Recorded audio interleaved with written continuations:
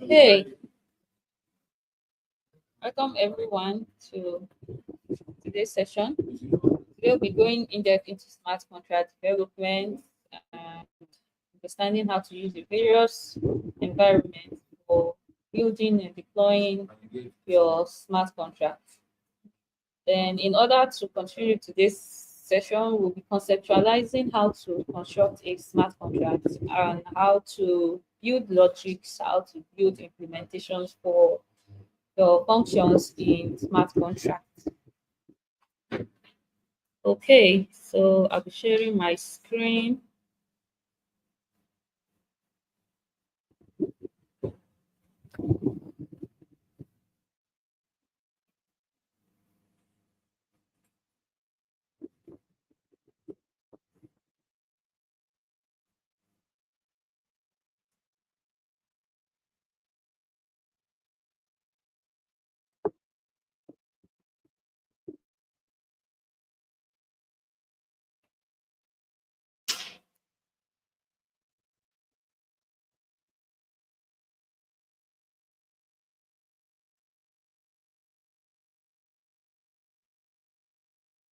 All right, so let's proceed what we were saying.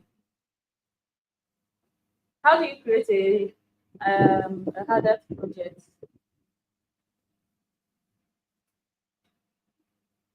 Yes, attached. Yes, attached. Okay. You choose the type of project.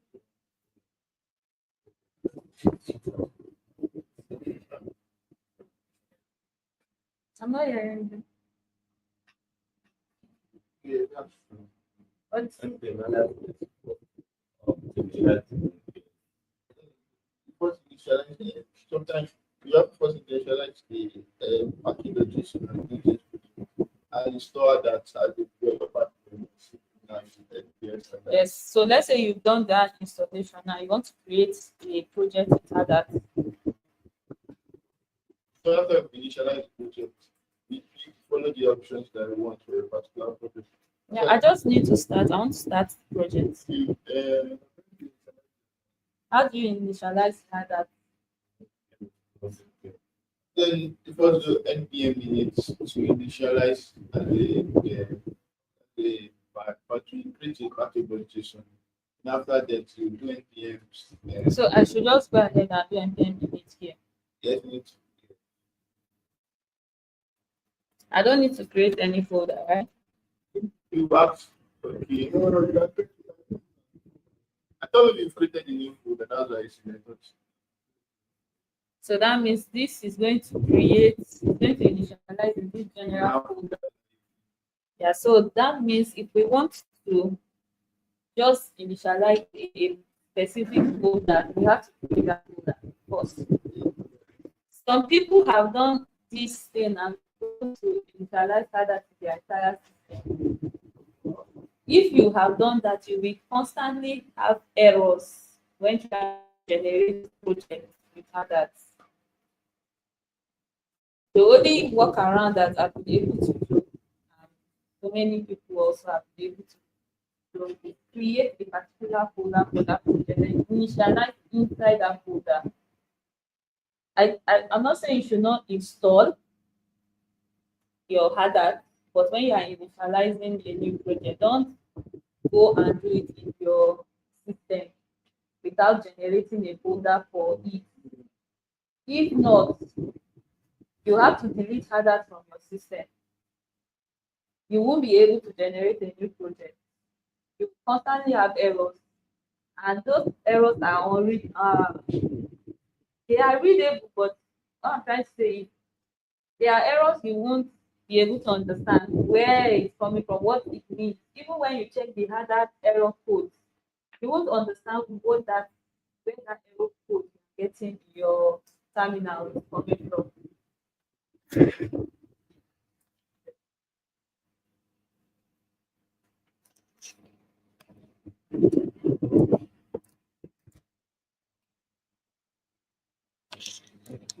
So we are building an attendance form.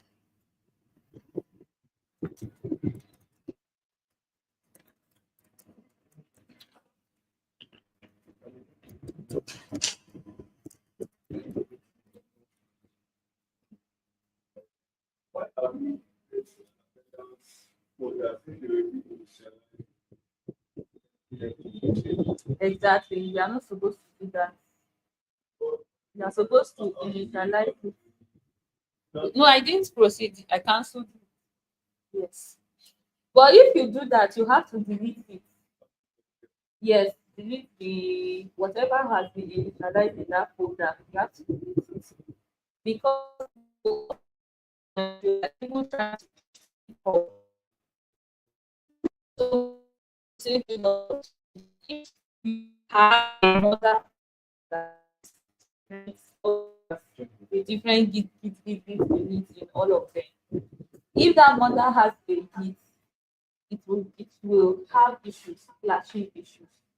So please always initialize the folder where you want to write the contract in directly. That is where you should initialize HADA. Please. Many of us learned the hard way. All right, so you said npm init, right? I'm following you guys. So what did you say?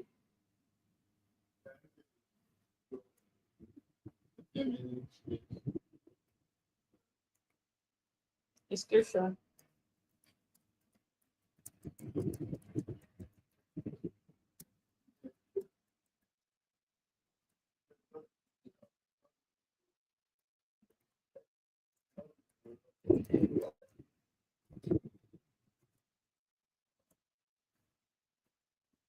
Not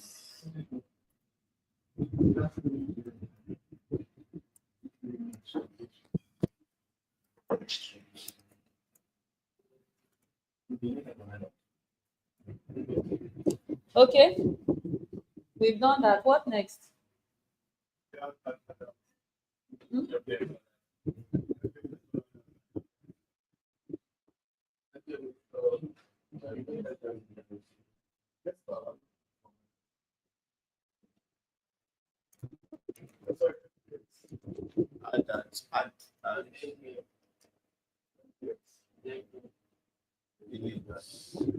So we'll do npm init, then we'll do npx adat init.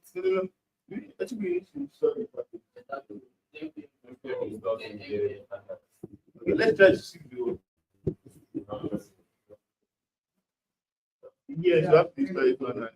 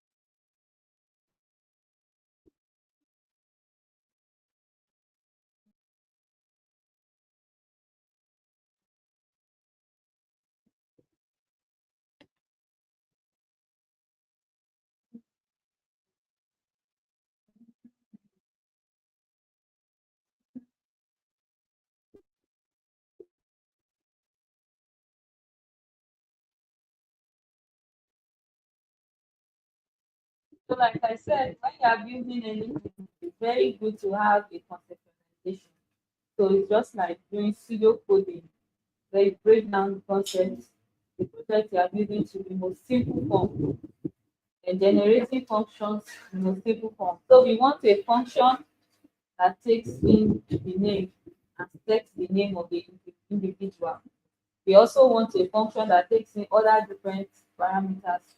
Now, can we have one function that takes in everything at once? Name,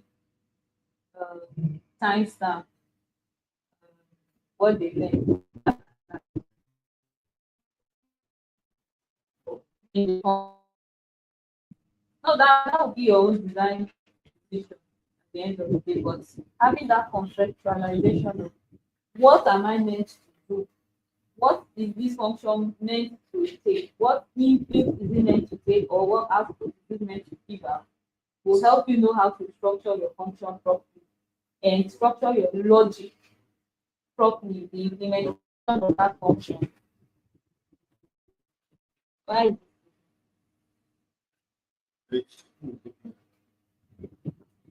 My system is Yeah.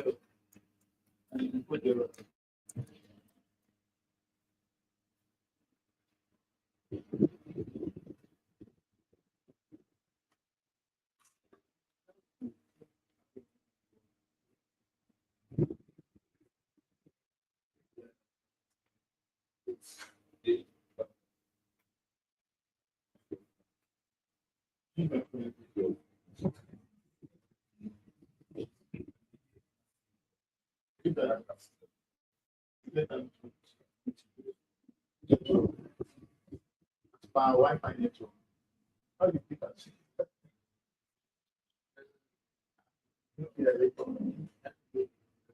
okay. So we have a function to take in name. Hmm?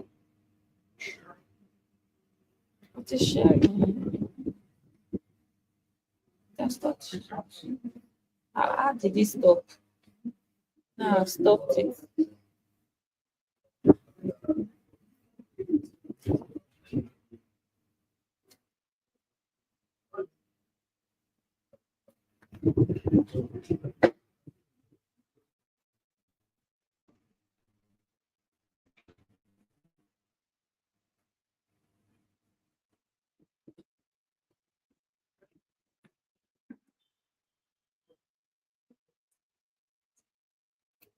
So what do we want to do? We want to create a JavaScript project or a TypeScript project.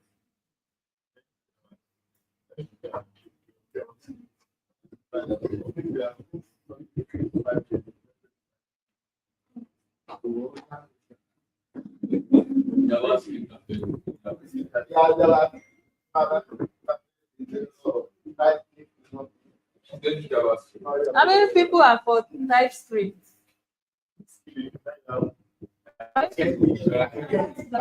How many people are for JavaScript? Only two people. Wait, how many people are for JavaScript? How many people are for TypeScript?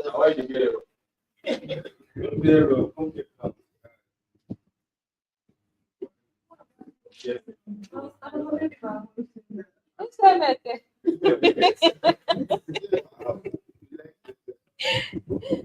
Okay, so JavaScript, but then JavaScript is going to be not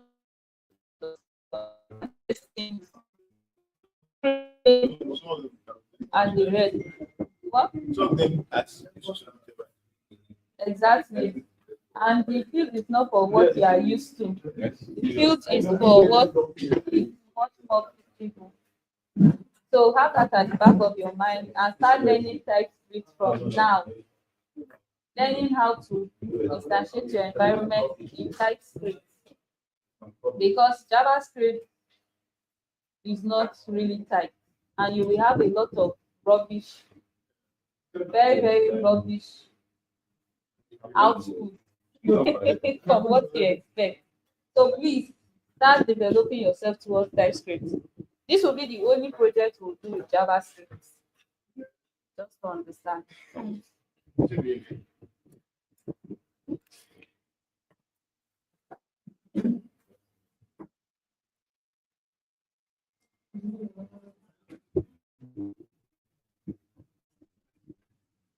Once in a while, you guys should check everything is in order there. In case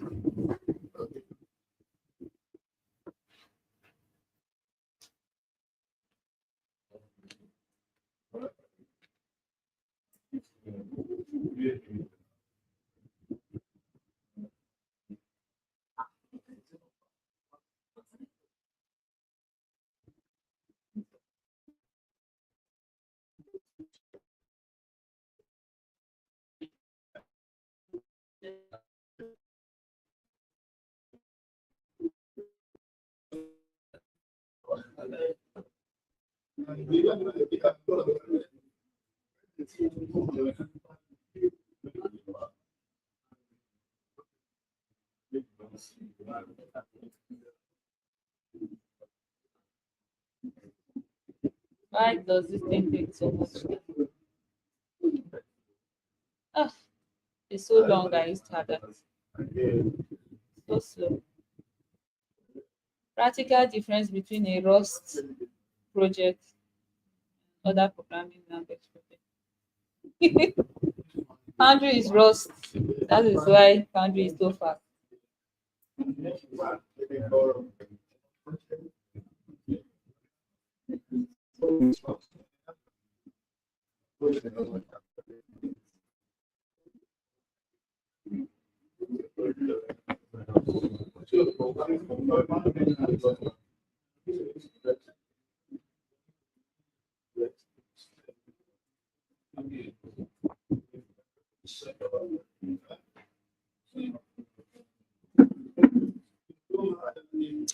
Okay, cool.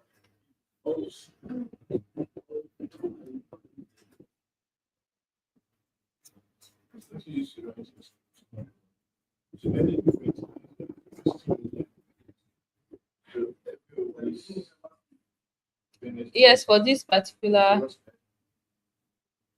project.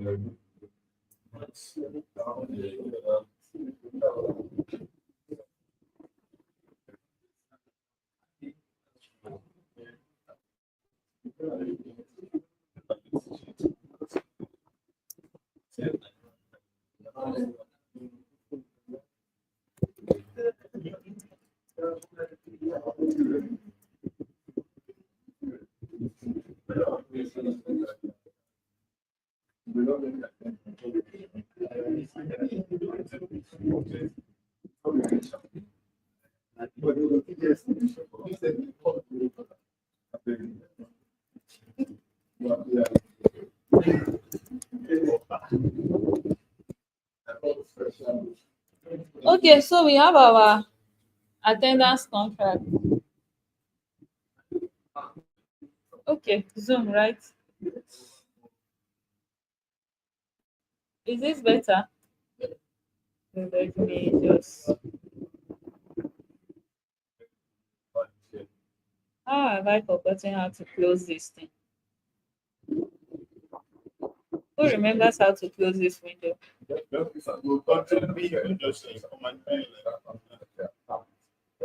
Okay, thank you.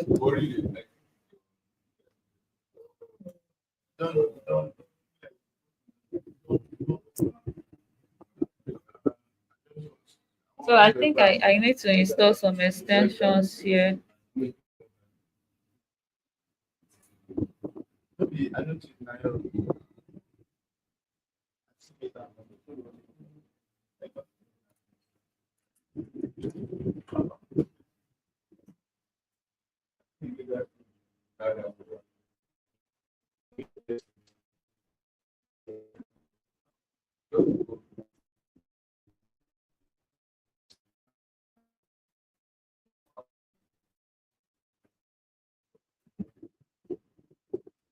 Yeah, this Tintin Web Platinum. What I use for Solidity contract. Okay. See, it's mentioned. We will use flatness. Tintin Web is one of like the trusted Solidity groups.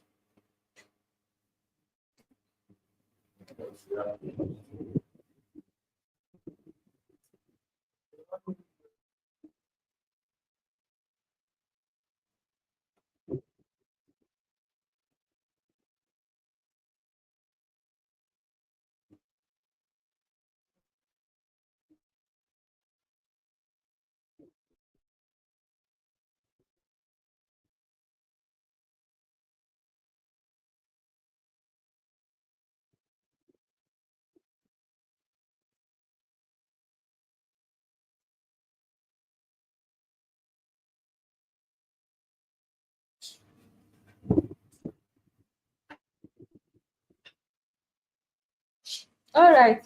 So now we have our attendance.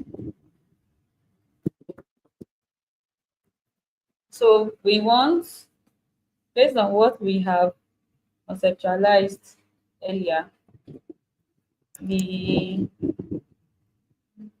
we are creating a form, right? What is all this? What's stopping me? We're creating a form, right?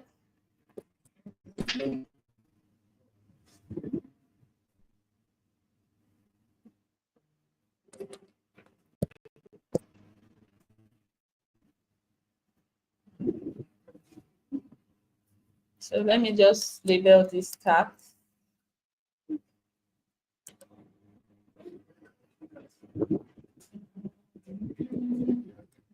Then what are our inputs? What are we receiving in the form? What information are we receiving in the form? Name, right? What else? Um, what do you call it? What is the general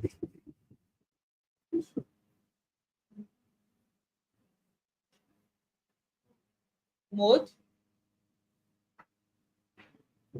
What? No, we've already gotten name. What? We are talking about virtual or on-site. What is the general name for that method? Location. What else?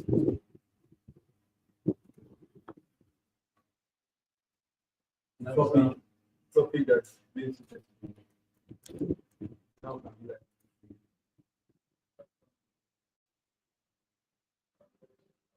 The timestamp will not be really important because whenever you fill the form, the blockchain will show your when you perform that thing. So if we put timestamps, people can just put the time. Can we collect uh, Like location that has either online or virtual. how somebody's feeling, how So like rating. it's Let's see, let's try it. Rating.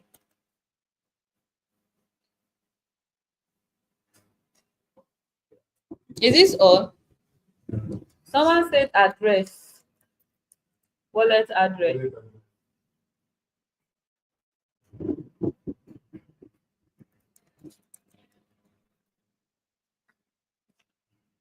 Okay, so what? All right, I think I'm moving ahead. Now, let's treat the items that have more than one input. Location.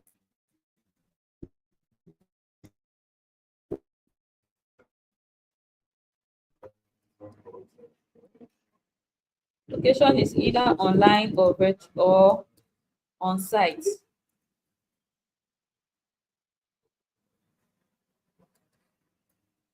Right?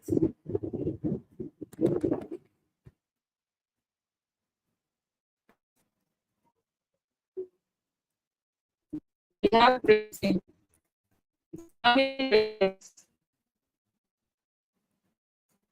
Sad, happy, what, or good, bad.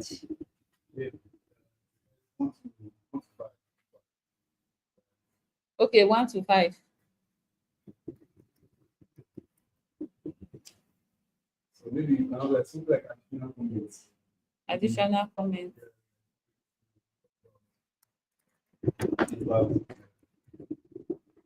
Let's just put feedback.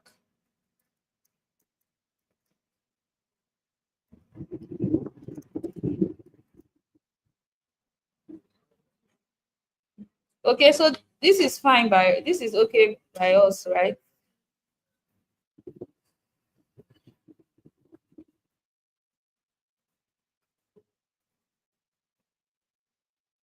So this is fine, right? Is everybody following?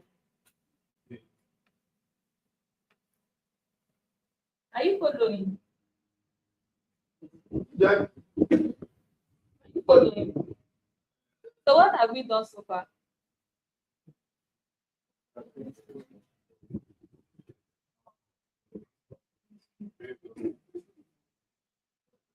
No, I'm asking.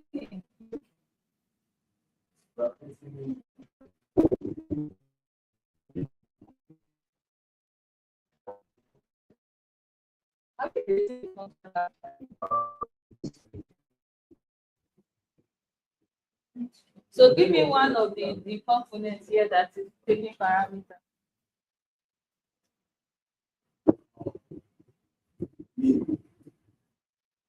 So what parameter is it taking?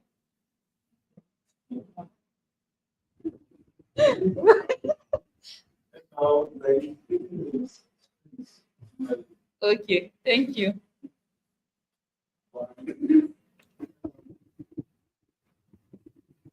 All right, so let's work with this. The next thing you need to note is which of this information um, have parameters and how many parameters they take, right? We know that all of them have parameters based on what we are seeing here because we are trying to set this based on this we're trying to set the information. But then what else is supposed to be in this attendance contract? Now we have the form input, right? What else do with this smart contract?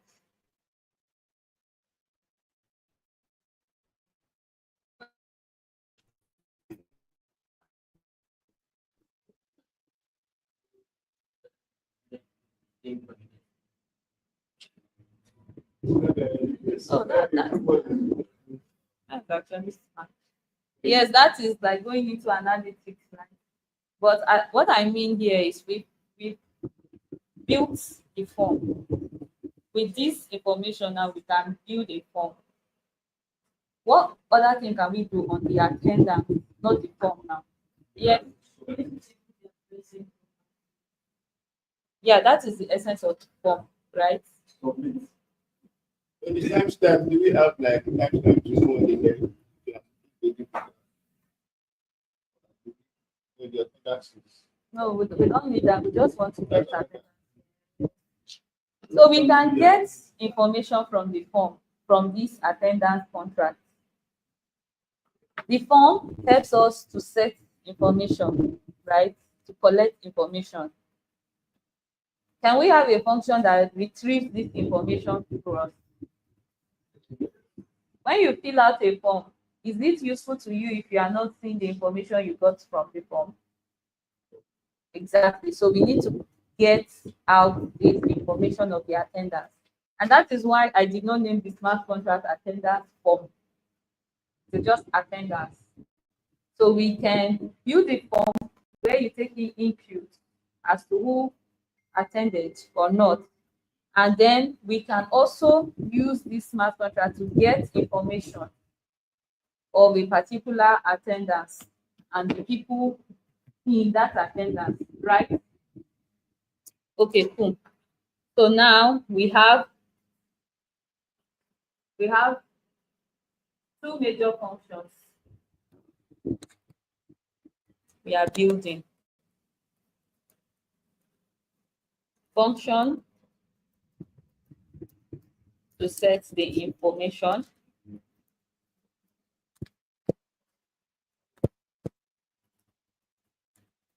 function to retrieve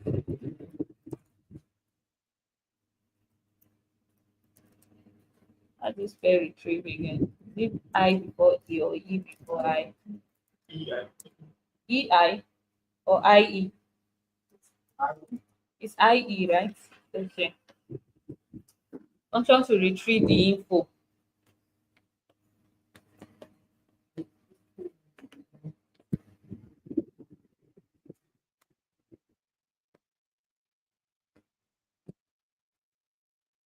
All right.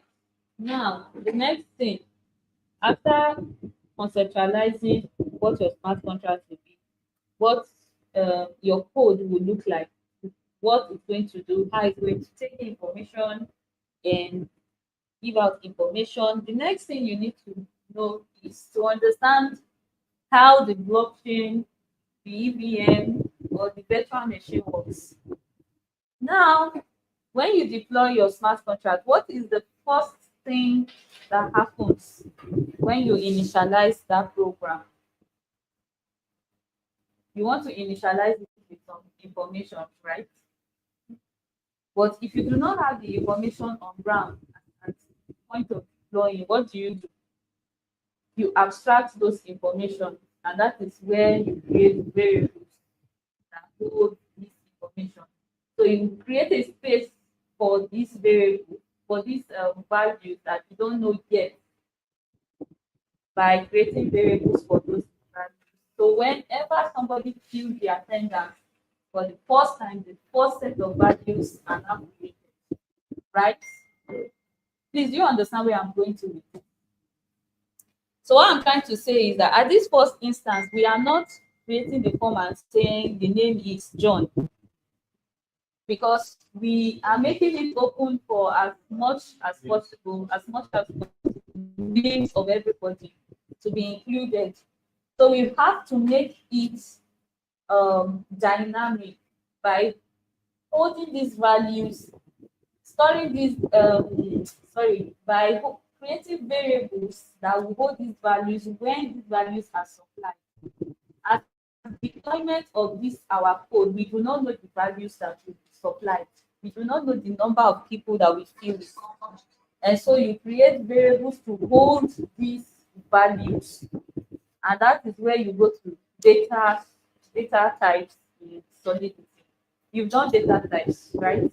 Now you know your strings, you know your integers. Why is this man calling me? Please. You know your string, you know your integers, you know what? Struct. Have you worked with struct? You've worked with enums. What?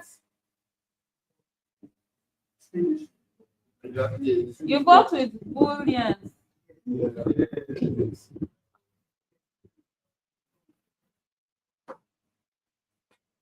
Can everybody go to Solidity by example? Only made one code base in like 20 or how many codes one right now. Let's go to Solidity by example.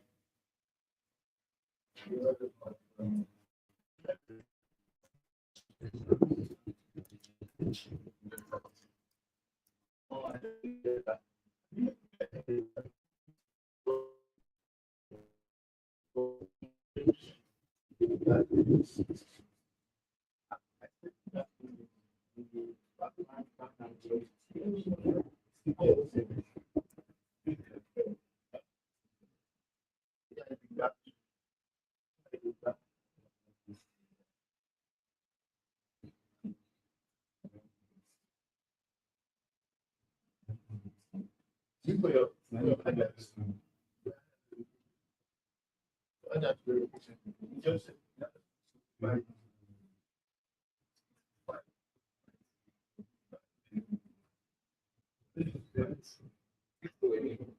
yes.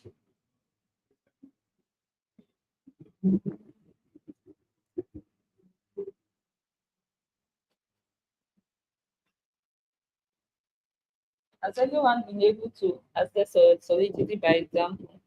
It's showing what is going on with mine. Is the one? Is it the one for Okay, the cool. So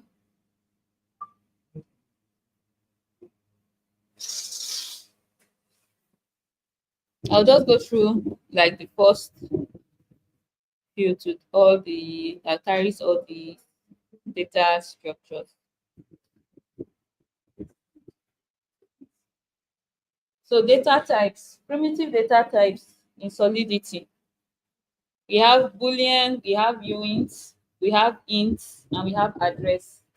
When we say uint means unsigned integers. Unsigned integers, they are numbers that do not have any sign. Okay? So these are alternatively positive numbers. So positive numbers are numbers that do not necessarily have a plus sign before them. Then integers are numbers or integers. No, let's say numbers that contain both positive and negative numbers. So integers can have signs or not, and this sign is the minus sign in front of the number or not. While for unsigned integers cannot take any number that has the minus sign in front of it. Okay, then we have address. Address simply means your wallet address, smart contract address. Any of these kinds of address that can perform transactions on the blockchain. Okay, these accounts, your identity on the blockchain is that contract address or wallet address you have. So that is address is a type of data also. Booleans is true or false. Uint means unsigned integers. That is only positive integers. Int means integers. It can be signed, it can be unsigned.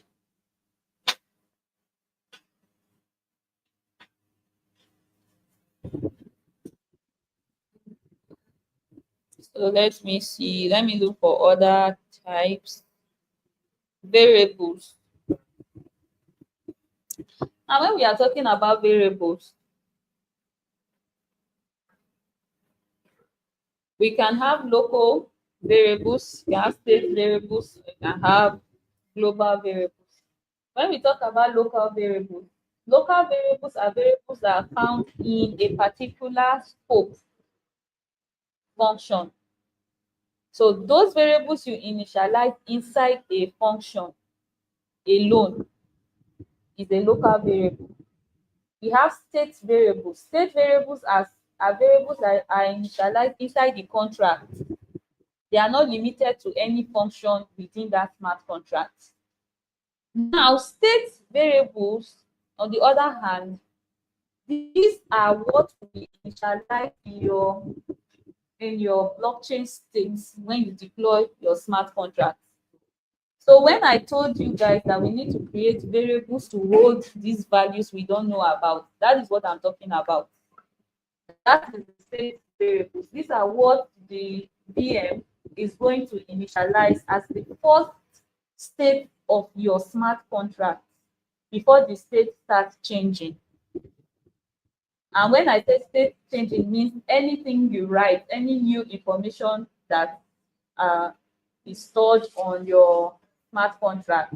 Like when we first deploy this smart contract, definitely everything will be 000, empty, empty, empty. Name is empty, everything will be empty. until the first person fills up the attendance list.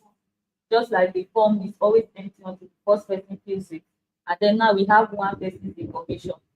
That information that happened that changed the state of all these variables from empty to now filled up is a state change. That is a right function. That is a right activity that happened. When another person fills and changes the state again from what the blockchain currently knows on that your code has been deployed to a new information, that is another state change. So the state is like the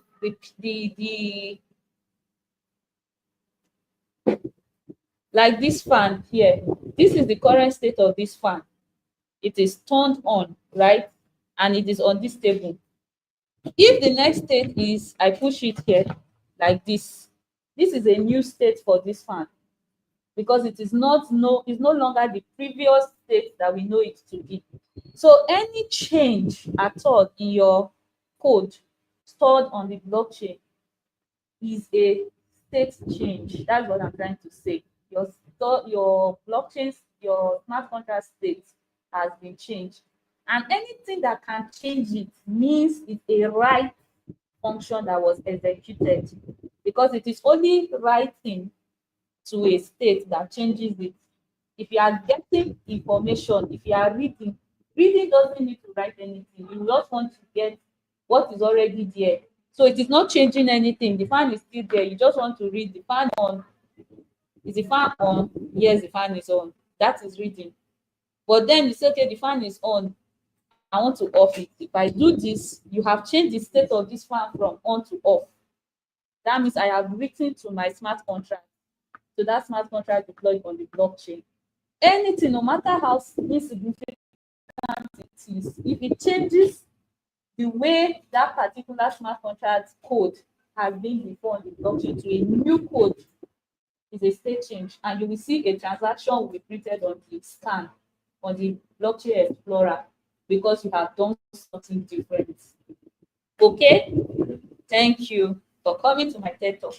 Now, what was I trying to say? I was talking about variables, right?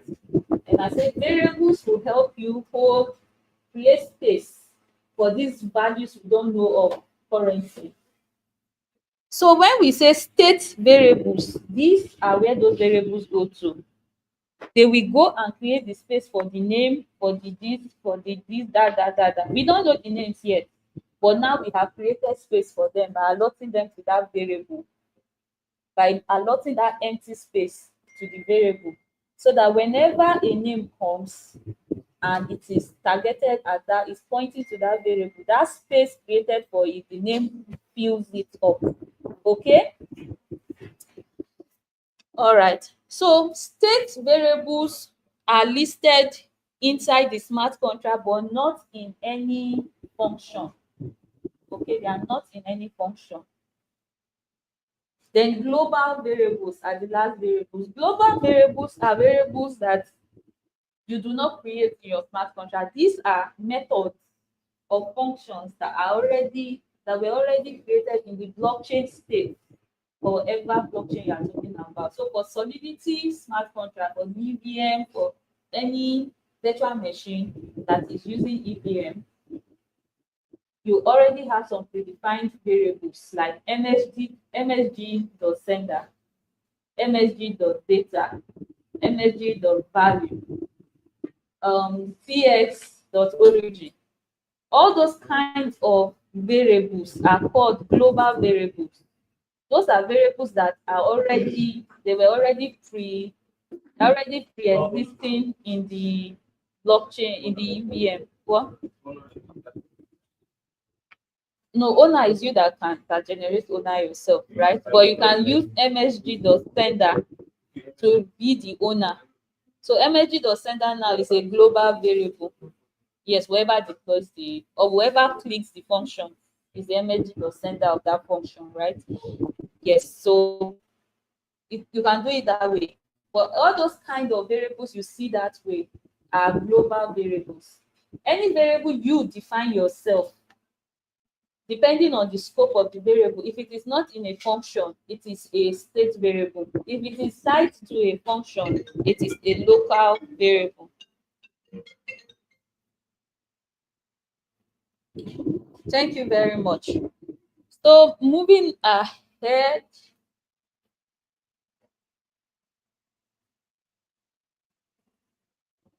please give me 2 minutes.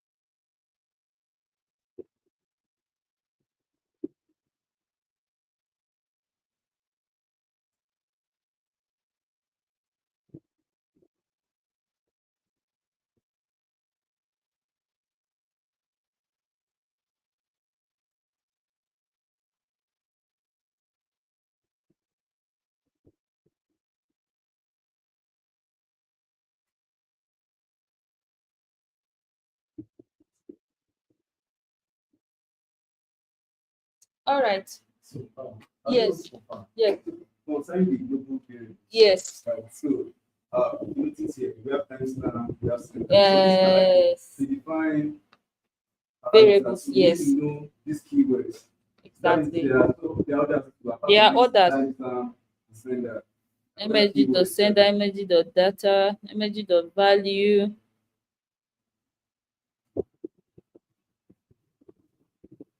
Timestamp. There are others. There are others. If you just check global variables, I'm trying to see if there are global variables in the Solidity by example. You have use it at least.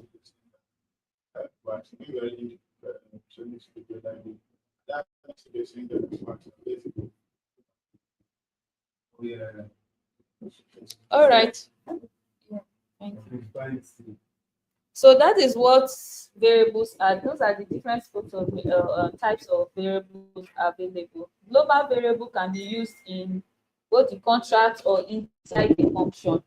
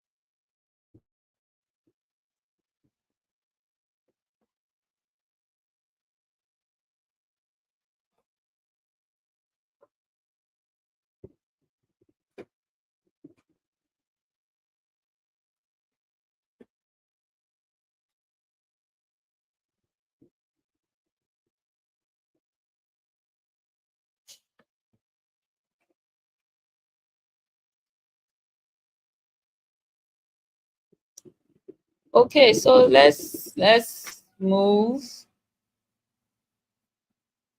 Now, there comes a time where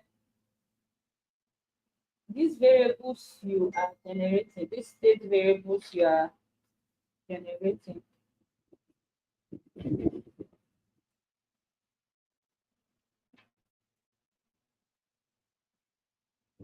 uh,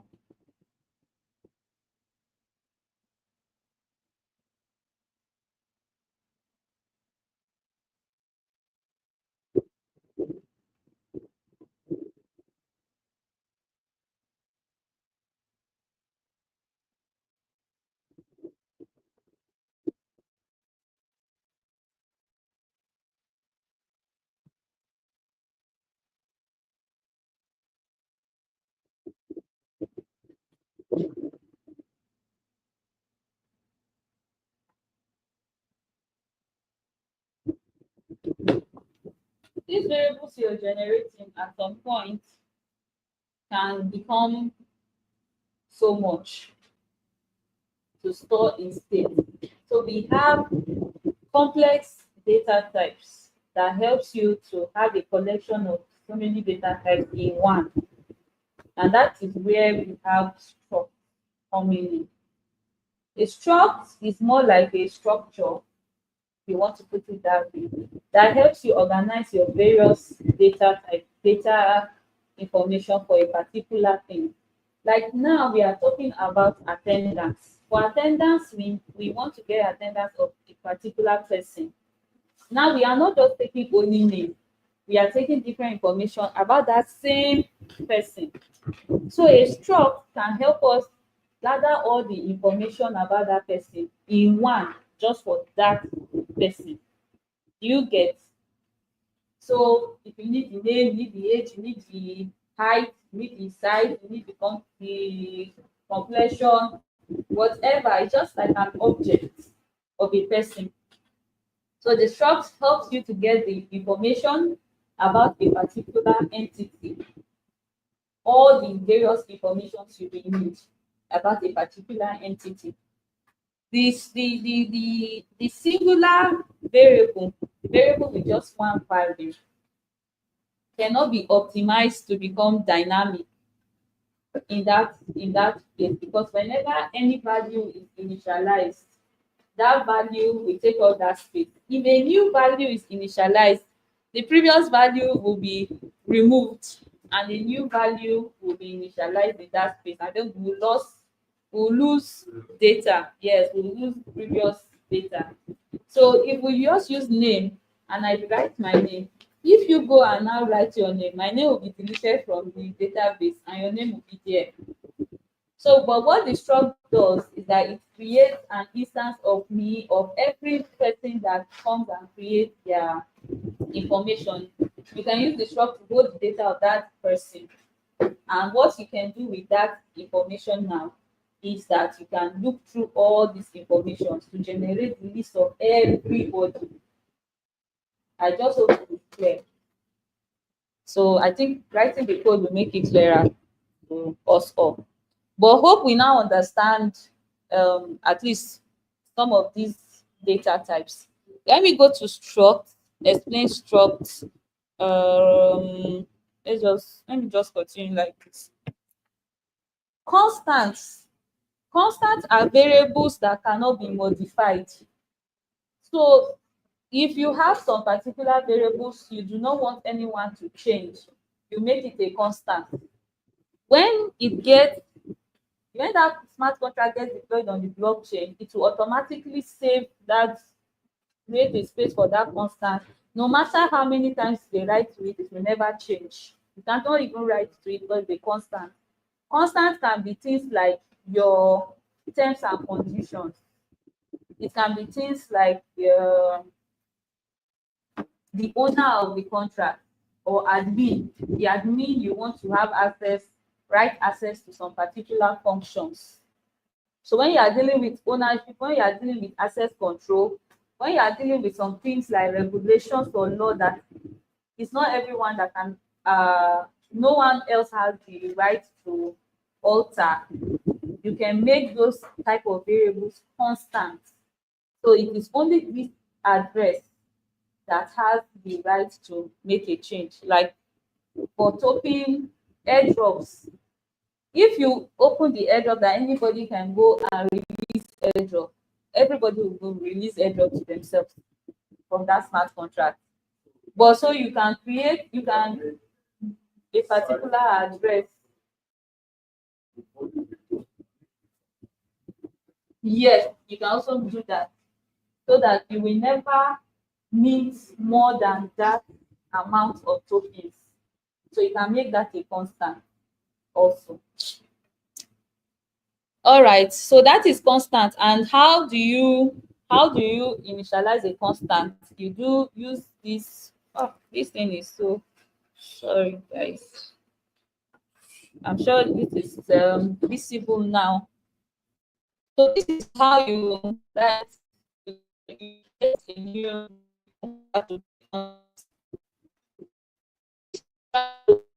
address a constant. Now, address public constant. This public here, for every variable you generate in your smart contract, if you do not add public, it will automatically be a private variable. It will not be seen by external people. So if you want it to be seen by external people, you have to add public to that variable name. Or if you want to do some kind of actions that need access to that variable name, you need to add public to it so that it can be visible. So when we are talking about visibility of variables, this is one of the forms, public.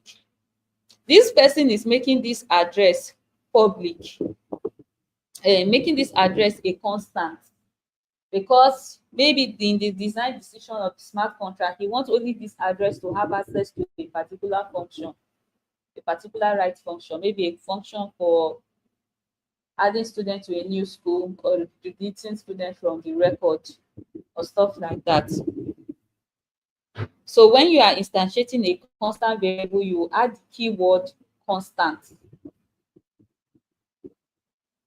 Immutable. Immutable is just like constant. The difference between immutable and constant is that with constant, you already know the value immediately you are instantiating the variable. You already know the value. So if you say this person, this address is the admin, is a constant. When you instantiate it, you will put, yeah, it's fine. You add the address. But for immutable, you might not know what is going to be the constant value, the admin address or whatever, but you are creating a space for it that whenever anything is added, is stored to that variable, it should become automatically constant. It can't change anymore. So when you deploy your smart contract and that interaction happens, the address you want to be the admin will automatically go and store in the immutable variable you created before. Then it changes from immutable to constant at that point. So you use immutable when you don't know the value for that constant item, but you know you are going to get a constant value. You use immutable to create the space for it. Then when that information is gotten after your contract is deployed or during deployment, it automatically sets it as a constant. You will see examples of that. So the keyword to add to it is immutable. Instead of constant, you add immutable. The next is reading and writing to a state variable. Now we are trying, this is a state variable, right? This is a state variable, right? Why is this a state variable? That's hard. Why is this a state variable? That's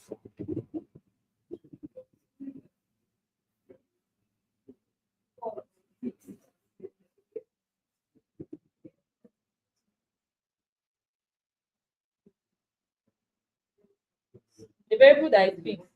Then that to create. Yes. So what is constant? What is a constant variable?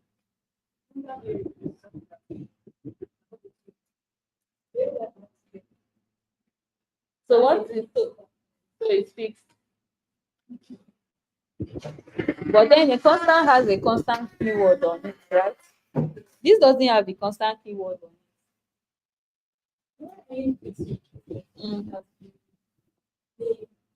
Okay, to create a space for a value. Okay, cool. Now I am asking you, why is this a state variable? I didn't say explain what a state variable is. I meant, why is this a state variable? Yes. Why is it a state variable?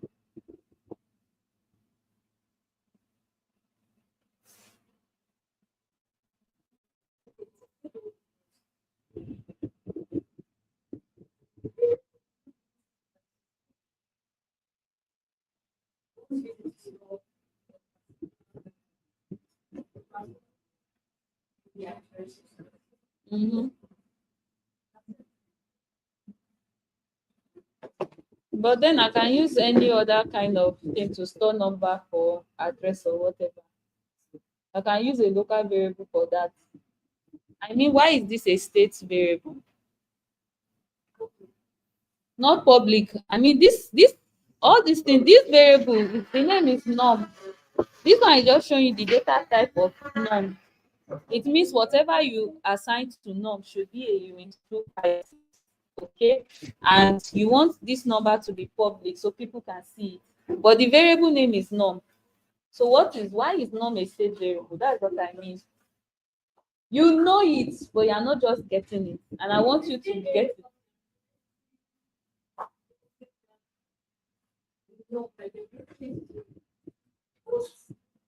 Every variable is created to host something.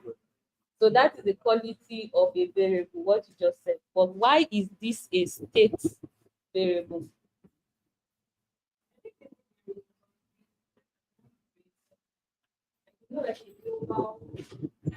For a local variable, you are still the one creating it. So what makes this a state variable? It's just something you know it, but you're not just saying it. You're not just remembering it. What did I say is the difference between state variable and local variable? Can you remember? Yes.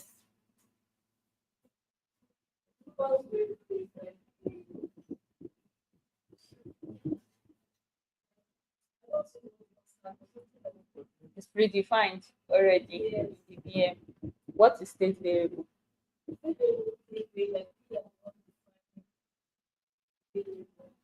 Hmm. Hmm. Hmm. Then what are local variables?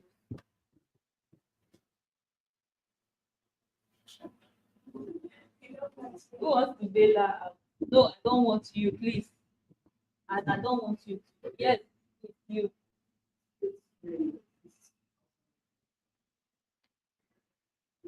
Is that what you know?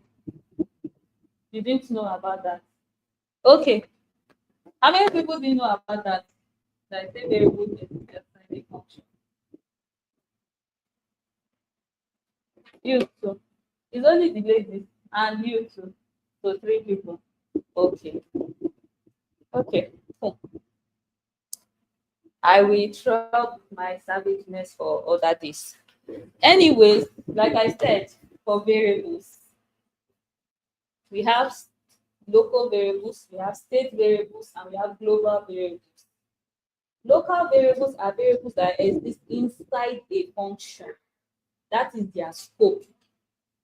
They are user defined. That means the user creates them, but they exist only inside a scope, a function.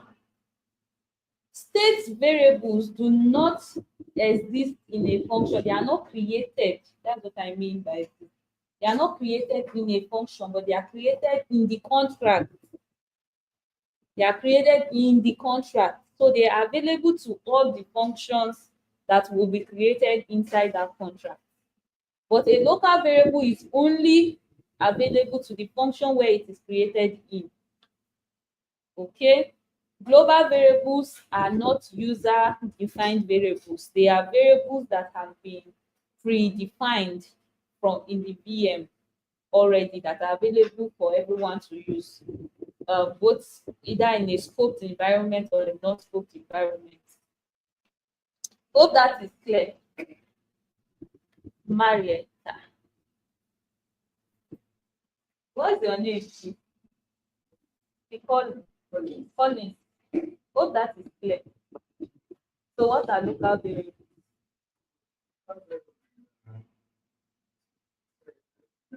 Wow, you see it. Is it that am I saying it too tough to get? Or you are thinking about other right? So local variables is only in the for the function. It's inside that those variables were created, and it's only inside those functions that those variables will be executed. Okay? Unless you are trying to change state with a local variable, but you will still get the value of that variable inside that function, then assign it to a state that is outside the function, to a state variable that is accessible to all functions. That's the only way a variable in a local variable can actually, the value can actually be used outside the scope of that function. Okay, so this is a state variable because it is not created inside the set function, not created inside the get function, but it is created in the scope of the contract and is available to both set and get. Now, when you see a write function and you see a view function, a read function has this keyword attached to it called view, because you are not going to make any changes at all. You are just reading information. Okay, so now we are reading and writing. We are understanding the concept of reading and writing, right? So to write or update a state variable, you need to send a transaction. On the other hand, you can read state variables for free without any transaction fee. Now, this is even too complex than what I was explaining. What I'm trying to say is, this is a write function. You are trying to change the state. You are trying to perform a transaction by setting, right? This setting is taking a number. It started with this state variable. This state variable is called num, but it doesn't have any value attached to it yet at this point. So you are trying to send a value here, right? That is this function to set. To set means to create a value and store the value in this num. So what is it doing? It is taking a parameter of underscore num and making it public so everybody have access to write.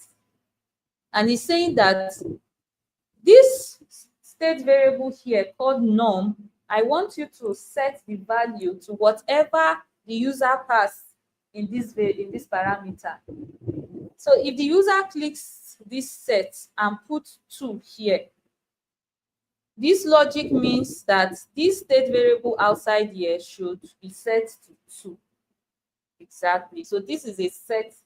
This is the set function, and it is a write function because we are changing state of num from non-existing to now 2. At this point, num is nothing. You can say it's 0, but it's not even 0. At this point, nothing is instantiated in num. But at this point, when this function happens, this will change to 2. Then when you call this get function, what will now happen? It is going to return the value of num for you, and then you are going to get, you now get it. This get function has view attached to it because you are writing. You are only viewing what is stored inside that value. That is why it is a view function. You are not making any changes. Now, this is the simple reading and writing to the blockchain. Writing and reading, sorry, to the blockchain.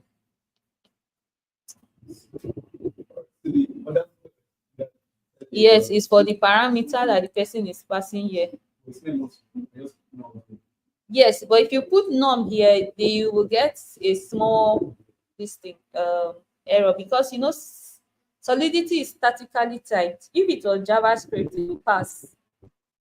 But this is Solidity, and you want to differentiate the variable names from what is existing. Num already exists, so if you put num here, it will clash.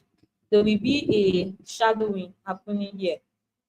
So you need to have a different name for the parameter.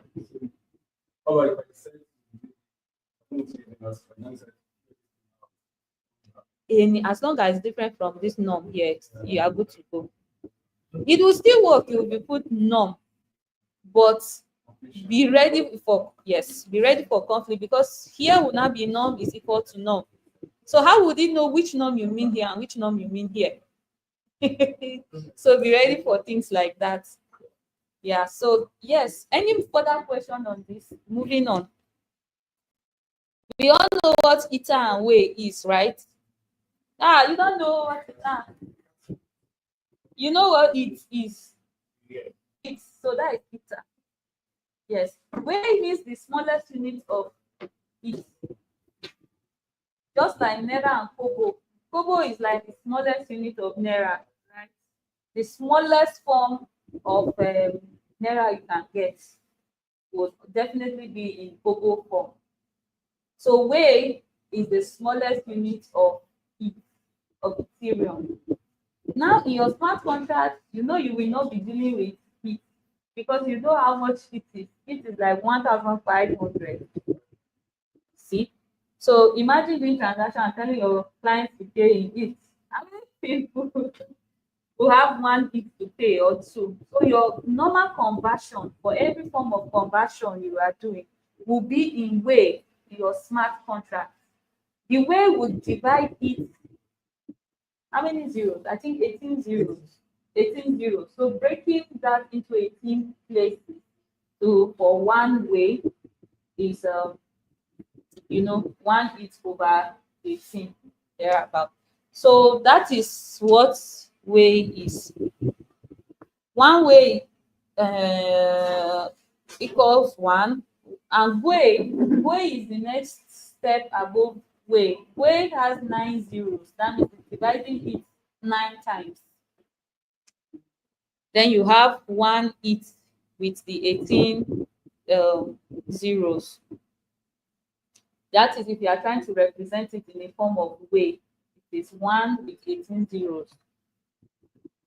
Then we have gas and gas price. You all know what gas is by now. I know what gas price is by now. So I want to just jump to data. I just want to focus on the various data types we have. Next, we have mapping. What will I liken mapping to in a normal programming language? Key, pair, key value pairs. So like object, key value pairs. Now with mapping, you take in the key and then the expected value type you want. Then you name it whatever name it is. So this my map is a mapping of address to units. So if I pass an address parameter here, I want it to return the unit 256, whatever the unit 256 is. If I pass the address, maybe the unit 256 will be my age, or it can be my ID, or whatever the unit 256 represents here. So this is a mapping called my map. And this is a function called address. Function called get, and it is passing the address of a user. And you want to return the value of this address. So it's returning the address, my map, and passing in the address. So this is like a dynamic form of the value you are getting.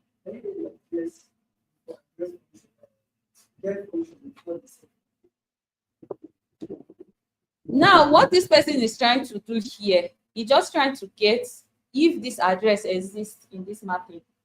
If the address is existing, it should return the value the address holds. If you do get first, if there's nothing in it, nothing to return to you. So it is not a problem. It's not going to crash your code. Now here is setting. You set this address and this value. And it said for this address, I want you to set this value to this address. So anytime I call the get function and I pass this address, I must get this value for the address. And then this is how to delete an item from your mapping.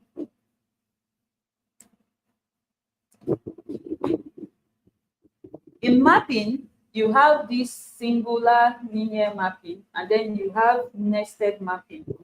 Nested mapping is when you have a mapping inside another mapping. So maybe what you are trying to do is to find out,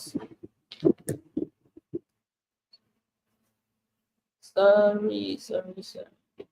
If you are trying to find out maybe what uh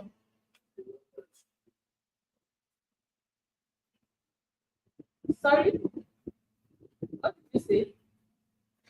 So I'm talking about the according to this.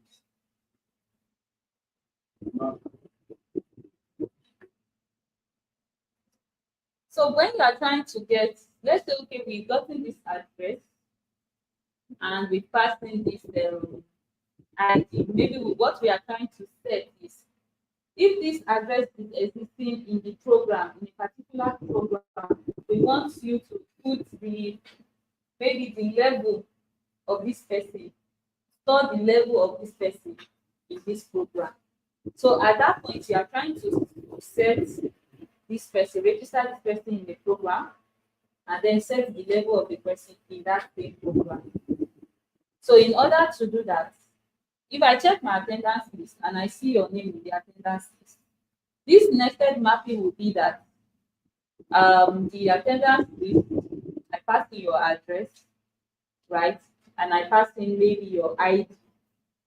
When it brings your details, I would say, okay, maybe a Boolean pass through and give you maybe a certificate because you attended this class or this bootcamp. So that can be a scenario where you have a nested mapping. You want to check if this student is in the class, is in the program. You want to check that this student has attendance also in the program, like up to 3 or 4 attendance. Then if this happens, you want to issue them certificate. So you are making 2 checks. That calls for a nested mapping because now you have 2 keys, not just 1 key any longer. 2 keys and then a value. Okay, so for situations that warrant that, you can use a nested mapping to achieve that. We also have arrays. You know how arrays work. Arrays work the same everywhere, starting from the index 0 upwards. And you can add to the array, you can subtract from the array, pop, push, you know, all those keywords still applies in Solidity for array, the length. So if you want to add to an array, you do array.push, and then the item you want it to push in the bracket. If you want it to pop, you know that it's going to pop what is going to pop is the element, the last element from the array. Is it the last or the first? So the get length, you have to do array.length. It shows you the number of things in a particular array, not following the index numbering now, just counting the number of items in a particular array. Remove, for remove, you use delete the array at particular index you want deleted. Now there are some tricks in this, but let's just take this simple way.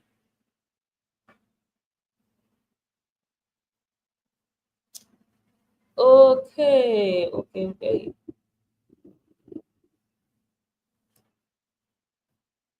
I don't want to go deep into this. Solidity supports enums and they are useful to model choice and keep track of states. So they are used to model choice and keep track of states. So that means we can utilize enums for our rating, right? The rating is the user choice of how they feel, right? So we can use enum to represent the ratings and the online or virtual options that the user chooses in the attendance. Now, enums can be declared outside of a contract. It doesn't matter Now, this is an enum representing a shipping status. Pending, shipped, accepted, rejected, cancelled. So no matter the whatever level the shipping status is, you have one of these enum objects representing it. So now we can call this in our attendance, we can call this enum rating and put 1, 2, 3, 4, 5. You understand? One representing this representing that. And then to set the status, we just take the name of the enum as a parameter and then the status. So whatever the user passes here is what will be called, what will be stored in the user's own attendance detail. Yes. So you use status or cancel to show that that shipping thing was cancelled and blah blah blah. So this is working with enums. You use enums for anything that has to do with making a choice, options. You use that to represent options, which we will use for our attendance. Let me see this. So you can define your own type by using type. And I think this is a new stuff because I'm not even familiar with this. Type duration is uint 64. Type timestamp is uint 64. So nice. So you can define your own type using this method. So let's go to struct.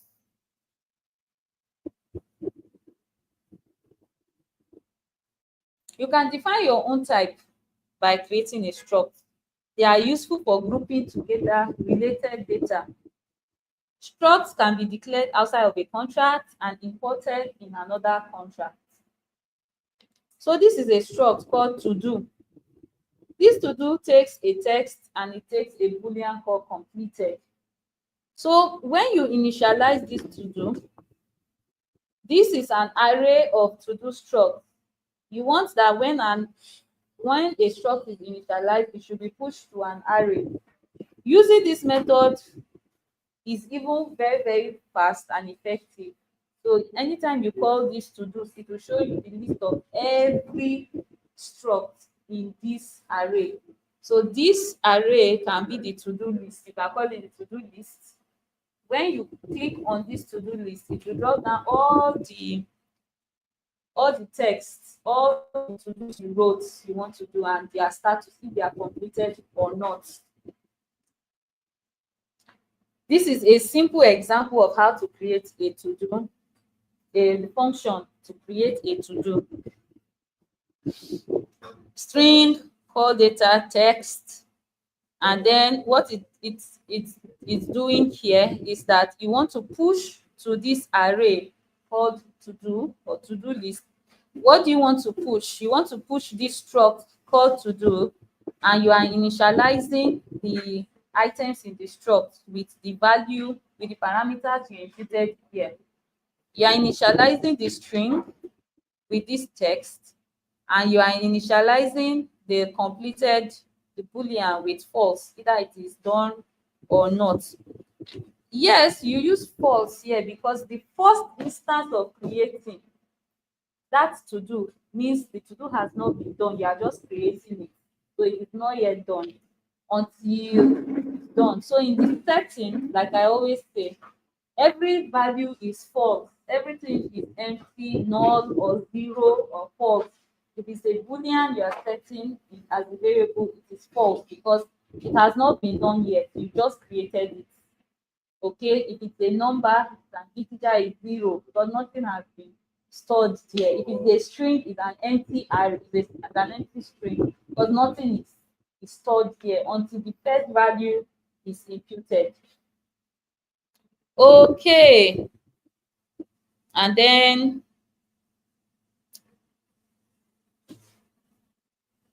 to-dos dot push to do.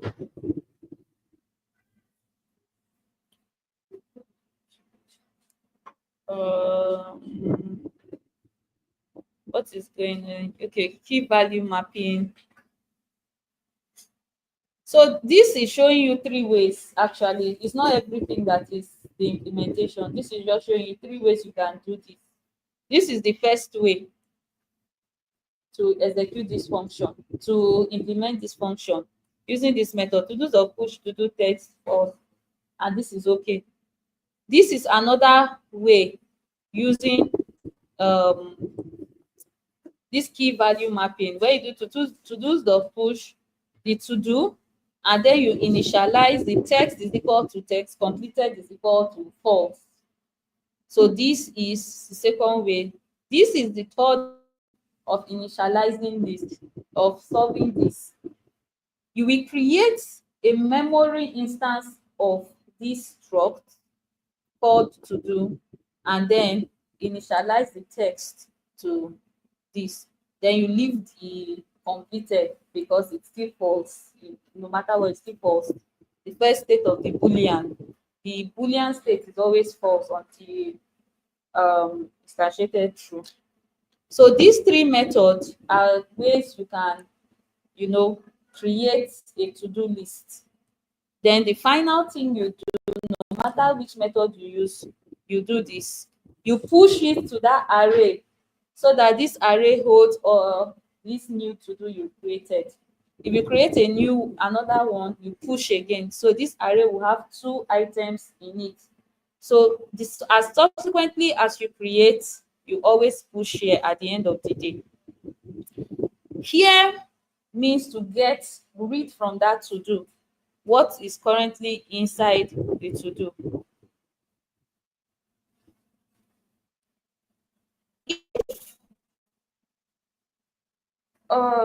If you actually generated your function using public, behind the scene to automatically create a this thing for you. If you generated your variable and you added public, behind the scene it will automatically generate a function for you to read that variable, to get that variable. Okay, but you can still implement the get. So if it is but right, if you use private, it will not generate. No, you can't view it. You can't view a private variable. That is why it was made private. Yes. So this is how to declare a struct. Call it a struct, then the name of the struct, then the type of data you want in that struct. Okay. If you declare the struct in a different Solidity file, you can import it in a new Solidity file. Now, this is effective and efficient. If you are building a large scale project that has lots of files, it is good to have a file for all your structs. Define all your structs in that file, and then you can be importing them in the files that you need those particular structs for. So you can have a file for only your structs. Just like your normal front end, you have a TypeScript file for all the variables, the dynamic data that will come. You save it in an interface, right? An interface name or a type name, and you import it to wherever you will need it. So you can do that also for your structs, or your Solidity code. All right, so let's see that we've taught struct, enum, array. What will we need again? Please, you guys should go and read Solidity by example. I won't be able to touch everything, unfortunately. It's just very tight, short. So please read Solidity by example. That is what you people have been were meant to have been doing all this period, all these weeks. Your night time that you have been in the classes, you were meant to be going through all these things, but it's not late. I'm trying to see if there's anything we will need here. Whatever, we can come back to read it. Go back and forth. Now, I want us, what is it? My gosh, almost. So it's calling me.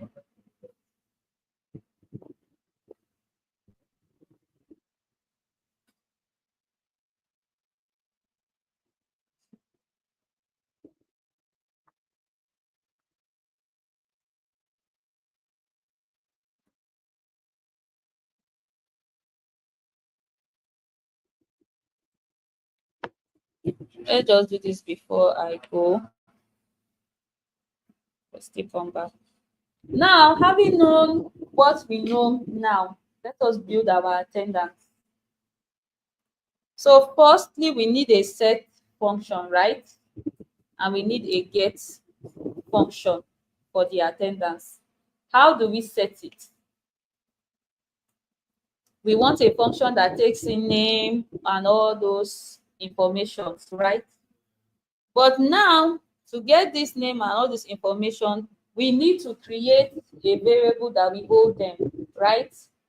So to create those variables, that's the first thing we'll do before we implement the function that will fetch the values and populate those variables.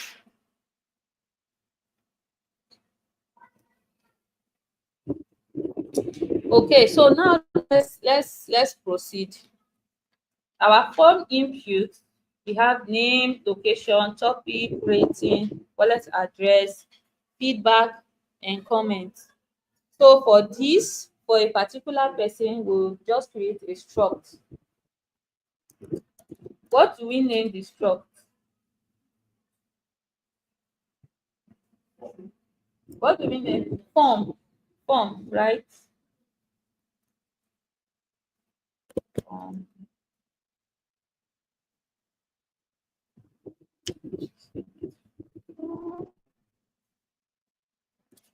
but this is not, let's say, form detail, because it's the detail of the person that will be in this struct.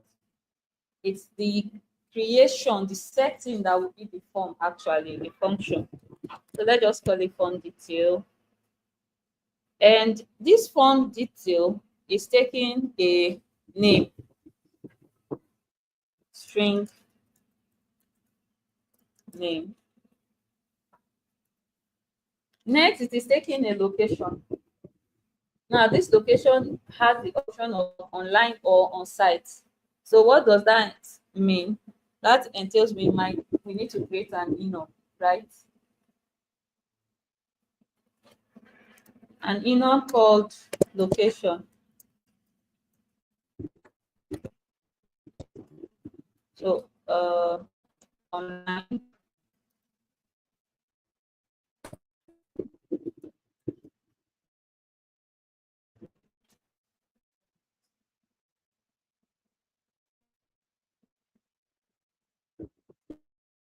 on site.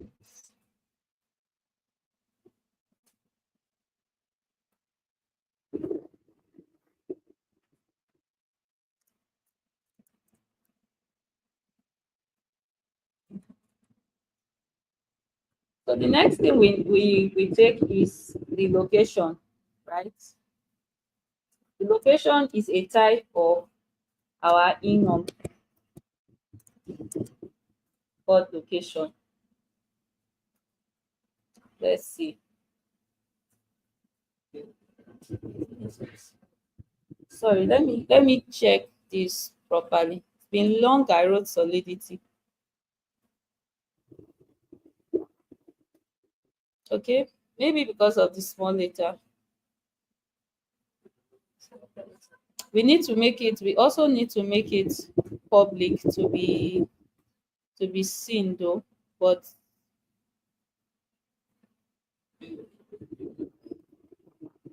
it's supposed to be under.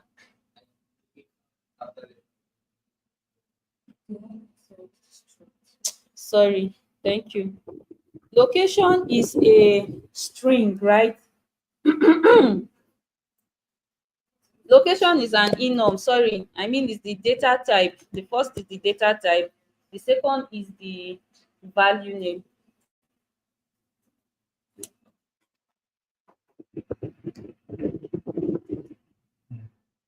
The next is what? Topic. Topic is a string. Or what is topic? What is topic? What data type is topic? I'm asking this guy. Why is topic string?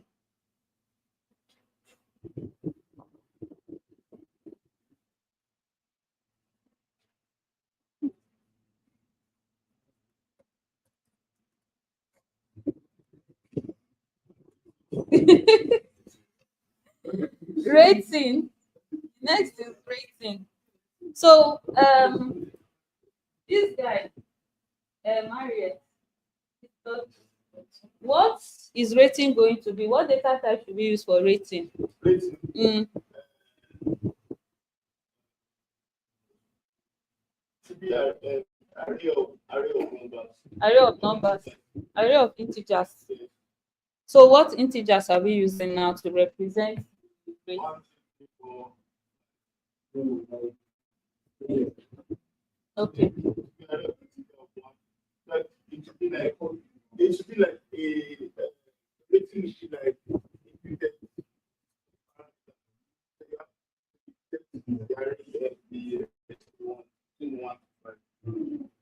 So if you put it in an array, how do you get that the user wants 1, 2, 3, 4, 5? So you use rating to pick the index of the array. No, now be the user. You are the user. How are you going to implement that? That's what I mean. How do you now pick if you are a user? Because you want to rate now. It's you that want to rate. It's not me, the dev, that will tell you what you should rate me. You understand? The rating would be like Let me just write what you are saying.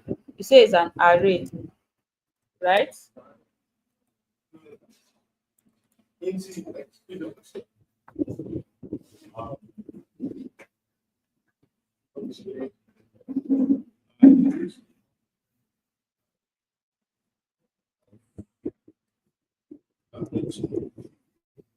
So this should be like a parameter that pass like your form function.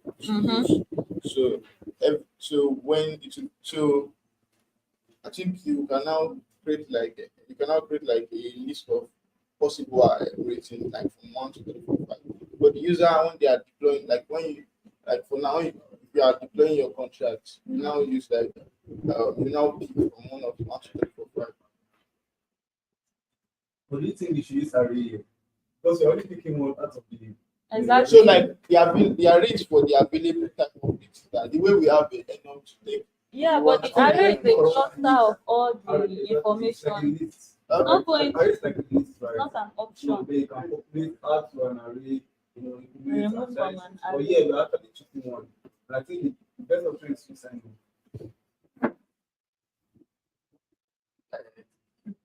Oh,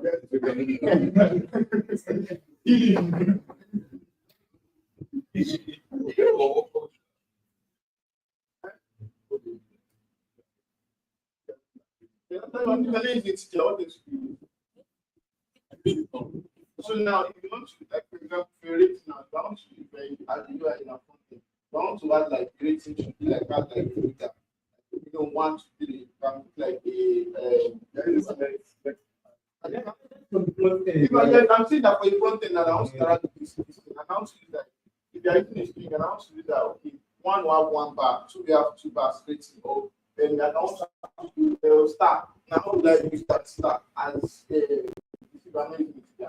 It's just so that okay, if it's still the front end. Yeah, I understand what you're talking about. Yeah. So with that aspect now, enough people like key and value, right? Yeah, maybe the enough now for rating start, give it 1 yeah. Rating And diamond. if you are using enough for numbers, it's more complete. It's more complete, and the size will be more heavy than using the entire system. I don't know if the array will matter, but if you have to use that. Okay, let's use the array. Let's use the array of integers. What will be the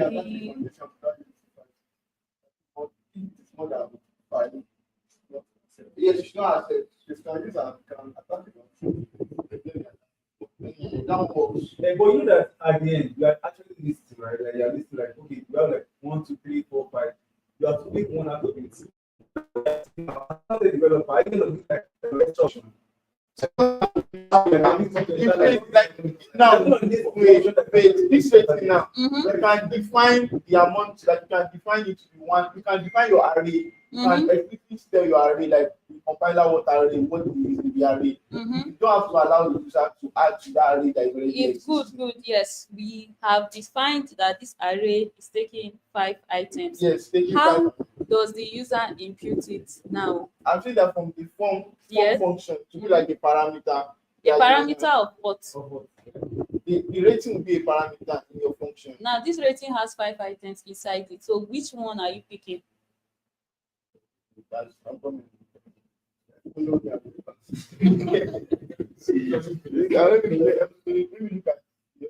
at it very well. Inform details. So Okay, we'll now put the whole rating there, right? Then maybe if the front end will finally display all the items in the rating to be 1, 2, 3, 4, 5, and then the person computes it 1, 2, 3, 4, 5, anyone. That's what you're trying to say, right? yeah, that's what I'm trying That to say. will work in front end. But yeah, But how do we now create in the smart contract that there is no front end? The person will have to go to Etherscan to go and input this information. That's what I'm trying to ask. And you know that for this, what you're trying to achieve right now, it can only be one parameter. one rating item.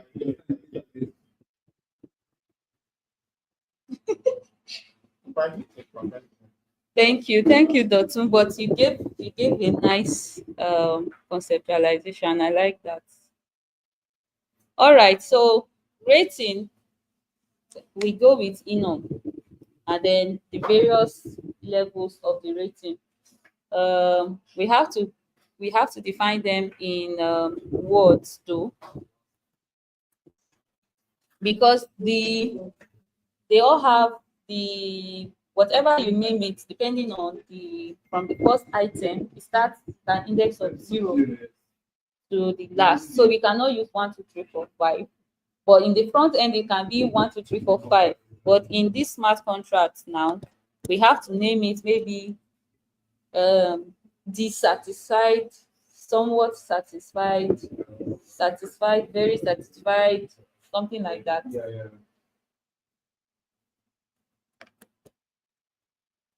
So how do we rate it?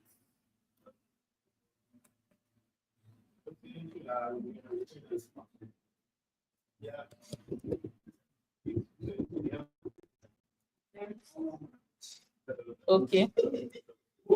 See, I just check the documentation right now. So when it is returning the element, it's gonna be returning it as consigned here. It's gonna check this. It's not gonna return it as this. No. That's why I said so you have 0, 1, 2, 3, 0, like an index. yeah. Yes.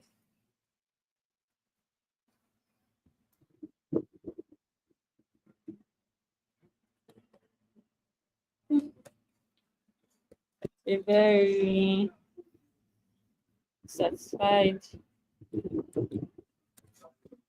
is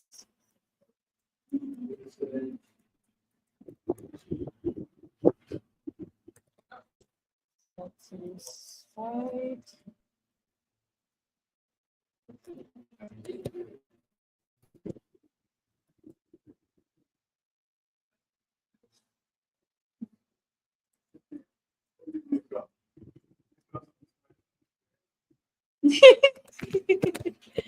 And just use somewhat.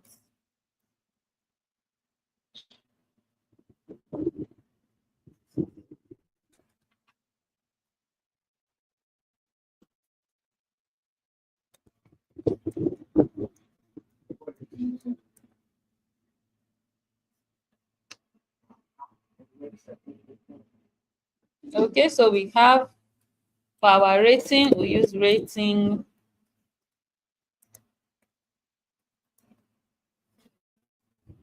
What is next?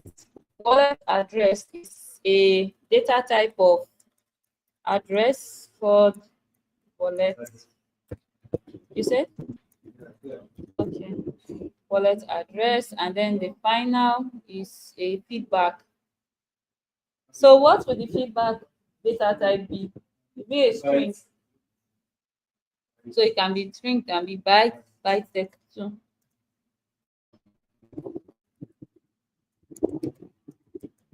Do we know what byte 32 is?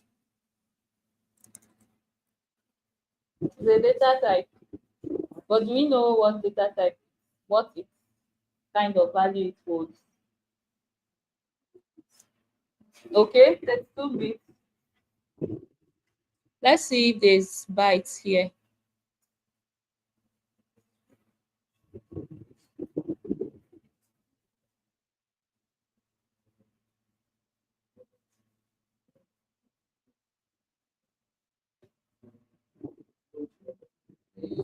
Where is their search bar? This Solidity bars, everything has changed. Oops. Sorry about that. It's the nature. It's the nature. It's not big. It's being wicked and being wicked. Oh, please, can someone check YouTube if I'm still present? Oh my god. Oh my god. Since I've been talking and not present, it has not been presenting.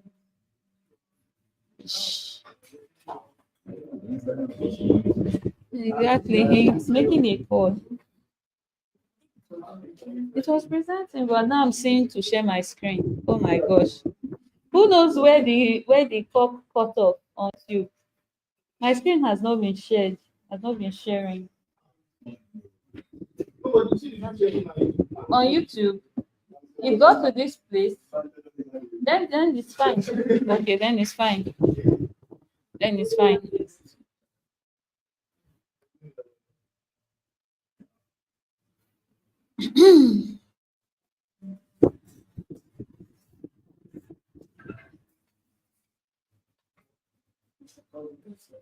Okay, awesome. So is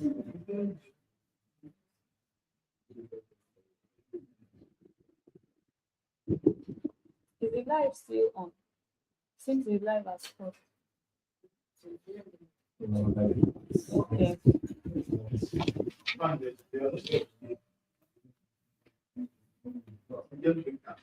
Can someone help me tell him that the YouTube live has stopped before I continue?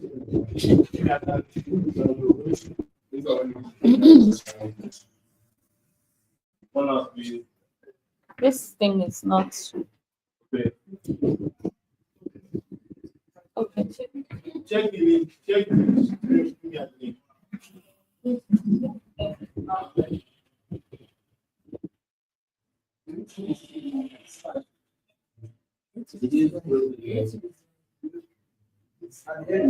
Okay, it's showing.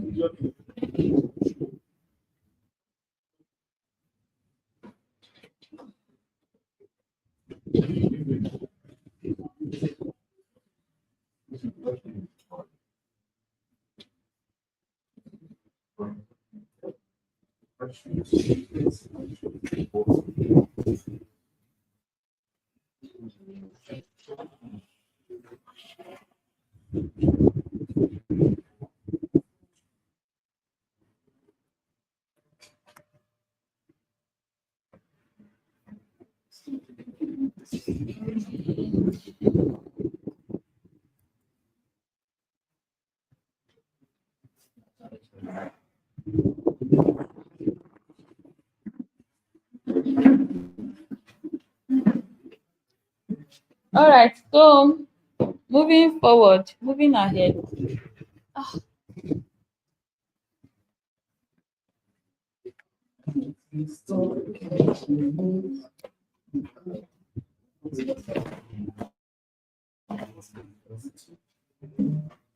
Okay.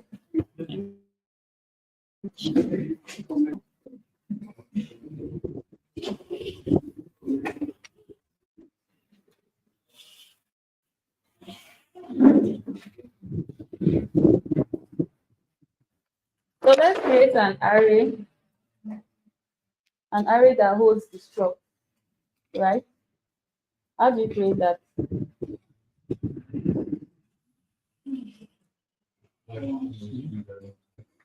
an array of structs, so that when we create any user that finds that submits the attendance will get added to the array, and we just easily read from the array.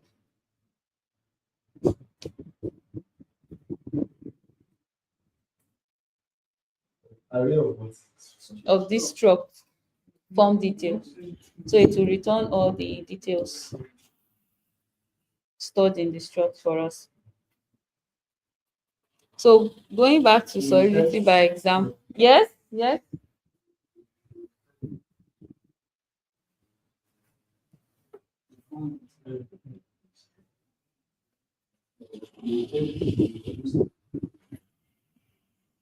We'll just do this, right? Yeah. That's what you're trying to get.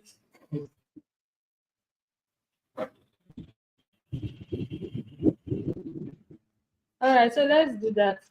What do we call it?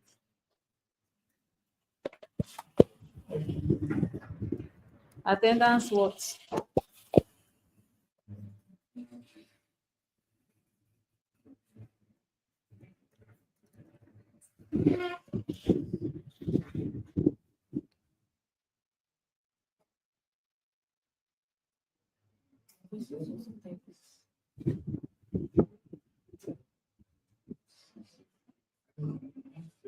Sorry, let me see.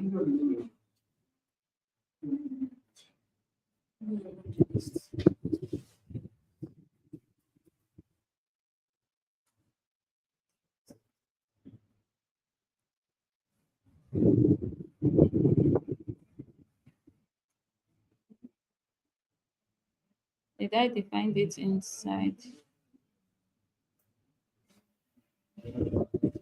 Why is this giving me errors? Use the name of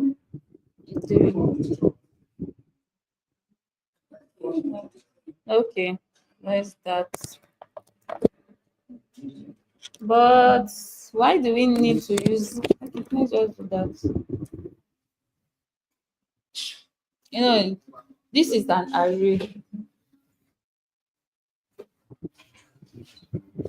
This is an array. So if you look at this clearly, what is the difference here? I think it's your Thank you. couch. Yeah, couch.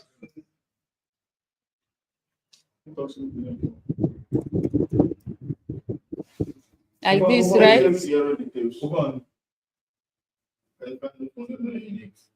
Form detail. We don't have a list of form detail. We don't have an array of form detail. Yes. We are just initializing it.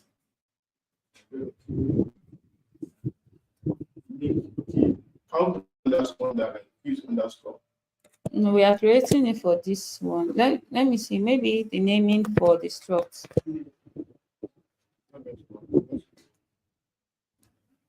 So what have we done differently from what? I think we declared form. Yeah.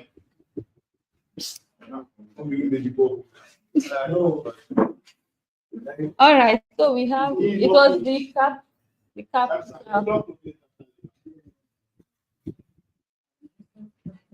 So now we have defined our variables and the forms at which these type of variables in their complexity and their simplicity are going to be fetched. Now we want to create the form. So what do we do? Yeah, we already have our contract. All these are inclusive in the contract, the smart contract. So what do we do now? Okay, so create a function. What type of function? Reading or write?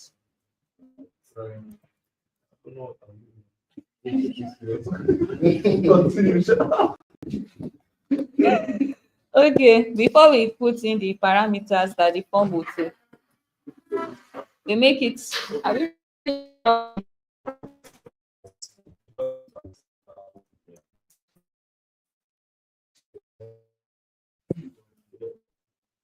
we want it to return something? What? When you fill in the attendance, at least it will give you like successful, something like that, right?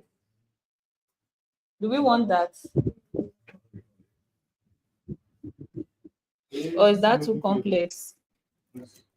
So we want it to return something. We want it to return a boolean, a bool of status or success, right? Do you know what I just did here? Now everybody is quiet. Yes. We want that, right? What we want to do is when anybody fills this form, at the end of it, when you click it, the smart contract should pop up an event that shows this thing happened successfully. This bool is a Boolean data type of true or false. Yes, so we are assigning true to success. So anywhere we write success, we want it to be true.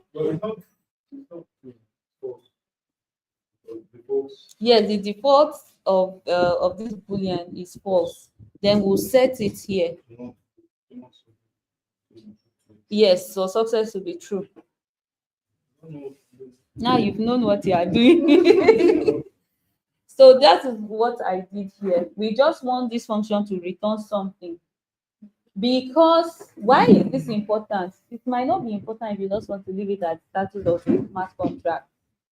But if you want to use it for a front end, right, reading information from the smart contracts is much more easy when there are events already emitted. So there are logs you can read. So you can use those logs. Yes, this is like the back end of the smart contract of blockchain development. Smart contract. So smart contract is the back end of a Web3 application. Okay, so you can say that way. Although there are other Web3 applications that still have backend, like physical backend, like the Node.js backend, Python backend, and have smart contracts. Yes. Yes. So depending on how complex the information they are getting is, and maybe they want to store it, and there are some information that is just too costly to live on the blockchain and read from it, like look through to fetch to a front end. Yeah. So some of those informations are actually stored on the in the back end, yes, on the node. And then you have the other ones that needs to be on chain, the ones that have like serious computational, that will take so much gas for you to get that information online on chain. It's better you just store it in the back end. So that you can also do that when you're Yes, you can do that. You can also do that when you centralize an application. Yes, yes, you can do that. But most of those information that you store, yes, if the computation is too much, like a game, you cannot logically add all the movements on chain. That would be too costly. That is like performing like two. You know how many actions you perform to end one level of a game? You have either performed almost 2,000 actions. You have controlled the avatar. The avatar has done another thing to another avatar. There's only one action you do can trigger like 2 3 actions, and all these actions you need to sign the transaction on chain, sign. So in fact the UX is already annoying with that signing too much. And so you can do some things off chain, but the analysis at the end of the day, the result is pushed on chain. Yeah, so for things like that, you need a backend to hold those data, so that when you resume, it will not clear. You continue from where you stopped, stuff like that. Yes. So what type of backend is it can be? Node.js, Python, they can be Rust, it can be the backend you can use. So I was thinking, maybe for this blockchain, with the actually broadcasting, I was thinking maybe you don't even need the work of all the rest of the Python backend. You don't need it actually, but if you want to, because of the blockchain currently is still in its very, very early stages. So many iterations are being done. Right now, you can do on-chain gaming where you perform all the actions, off-chain, but it's not storing on at a backend, just storing on like your local storage, and after everything gets pushed and then wiped off and off. So there are different iterations coming up. The blockchain is still very early. That's why we are still training and training lots of people, because new ideas that will scale it, that will solve these challenges can come out from anywhere. So you have a structure. So I want to get now that you mentioned this now. Yes. So I'm not seeing the reason why this kind of thing is being here. Do you now understand? Yeah. One thing that we actually focus on is more like consumer Related solutions. And I Exactly. think they are actually looking more to like the infrastructure. something Exactly. like what you have here. Exactly. Okay. So with that, you can start creating more optimized, abstracted blockchain layers. Let me get it. All right, so let's proceed, right? Let's proceed. What are the parameters that are needed in this form? We have them in this struct: name, location, topic, rating.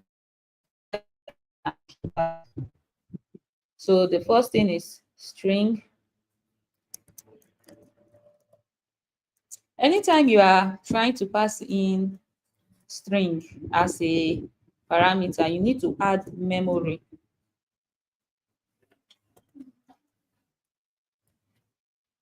So you have to change the parameter name to maybe have an underscore to make it different from what already exists. Then location underscore location, string memory underscore topic.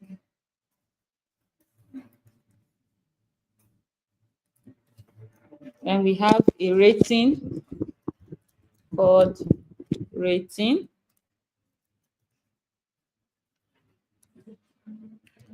And we have an address.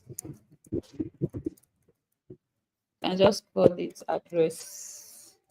And then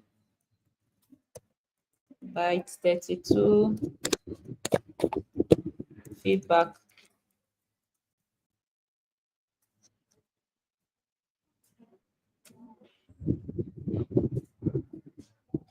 What is going on here?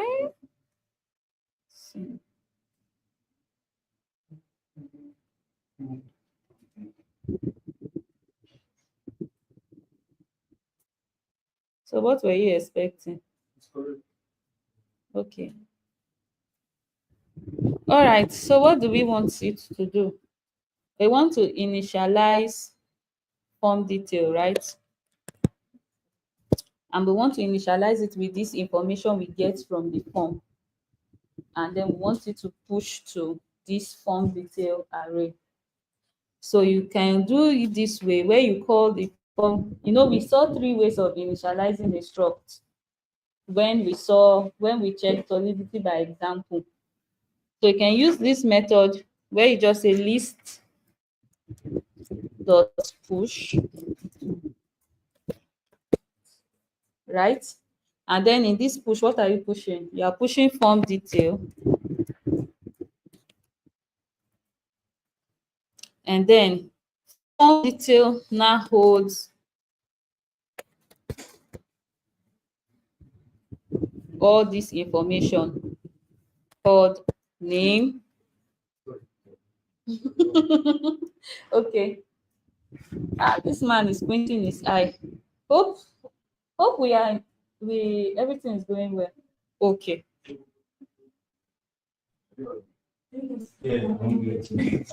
Sorry? Yeah, so when we finish this smart contract,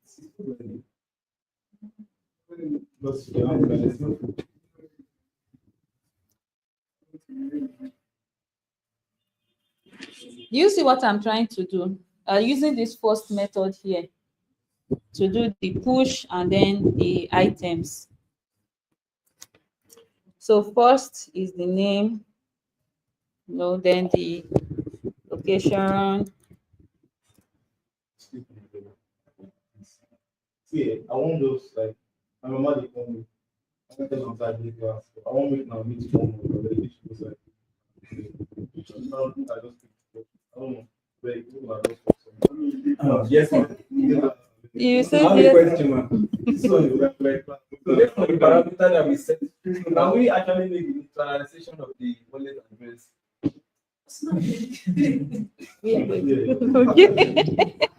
Okay. Okay, so rating.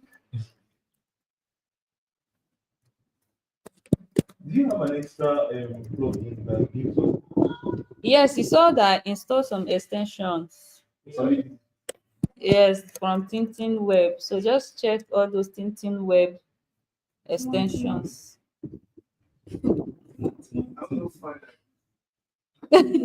Let me show you the extensions I have.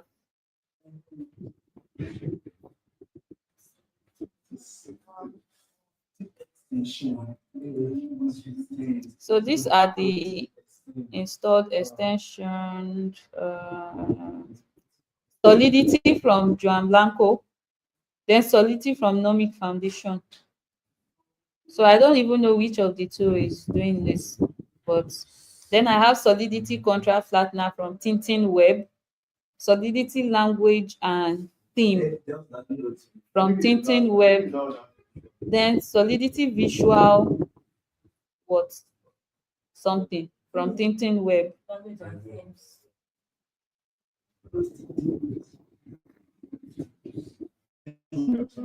So Tintin Web, they are like one of the trusted plugins guide for Solidity on VS Code.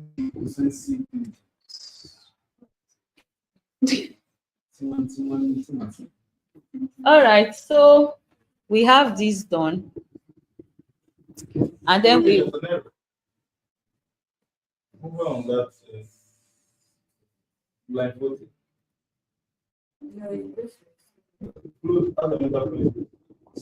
okay, I'm not done, right? Like that. I've added this thing we needed. So the next thing now is to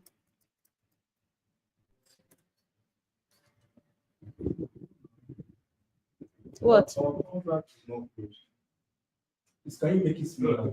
Okay, the form, right? Can you make it smaller?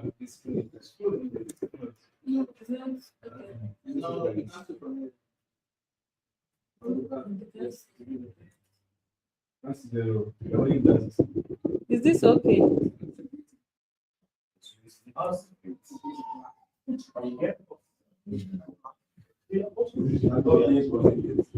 What are you looking for?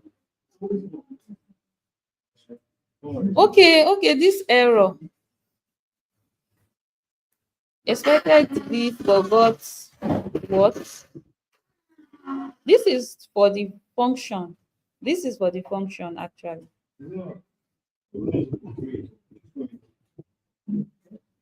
So we closed this. We've closed this parameter. We've done public. We've closed this parameter. And we've done this. Yeah.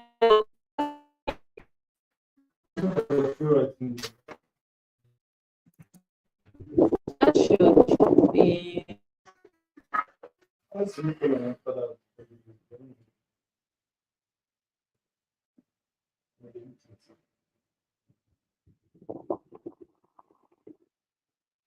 It's taking time. It's taking time. All right, so guys, we've done. You said yes. So we've done this. We've created a form that takes in name, location, topic, rating, address, feedback, blah blah blah. I don't know why this is erroring. The curly brackets. Curly bracket is for this function.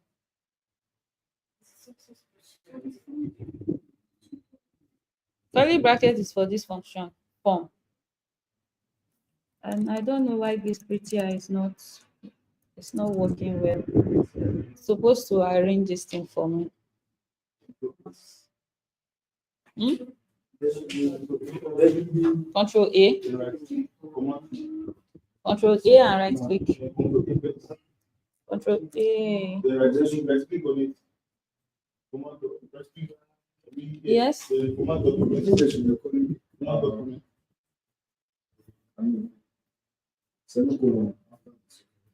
Semicolon after success.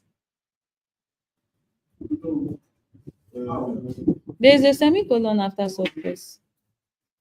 You select any of the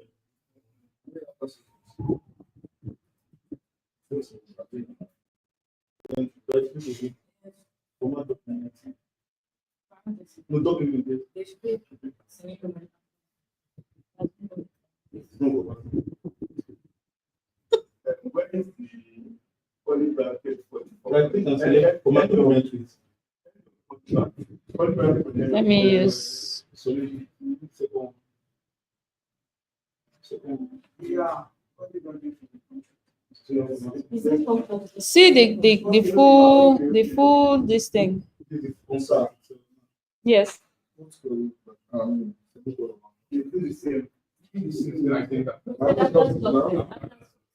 Okay.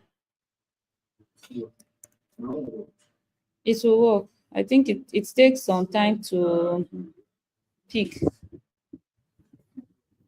But why is this thing not working? Oh, it did. It did. I don't even know which one worked because we didn't scroll up. Okay, thank you. So this is what is working. Solidity Visual Developer, I think. Not sure, but I think so. All right. Okay.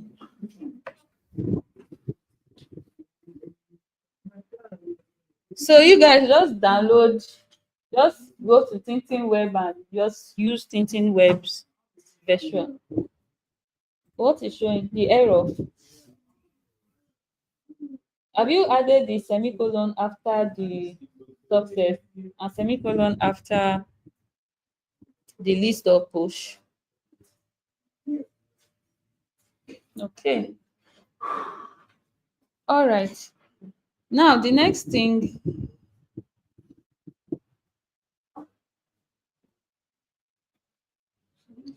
we want to do is to create a function that retrieves this information.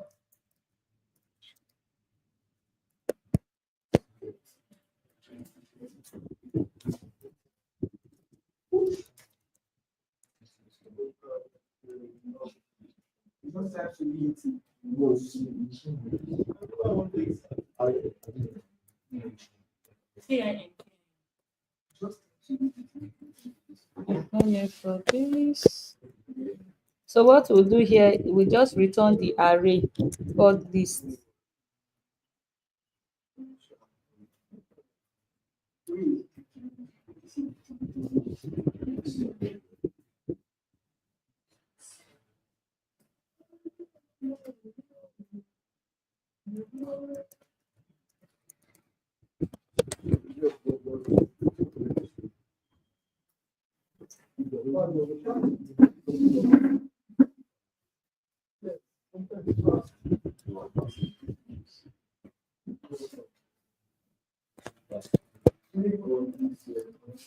Yes.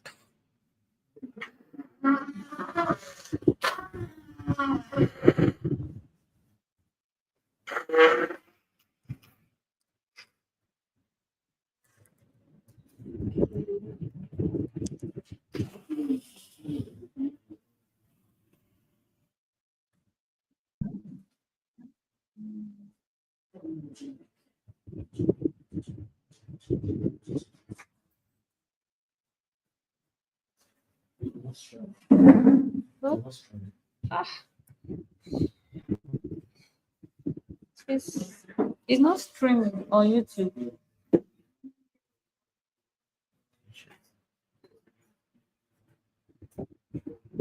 Ah, I don't even know. Like I keep on giving sharing the screen.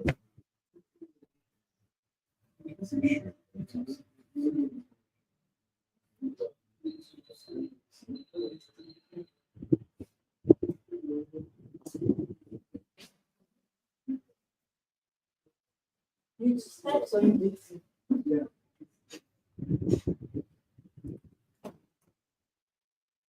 Okay.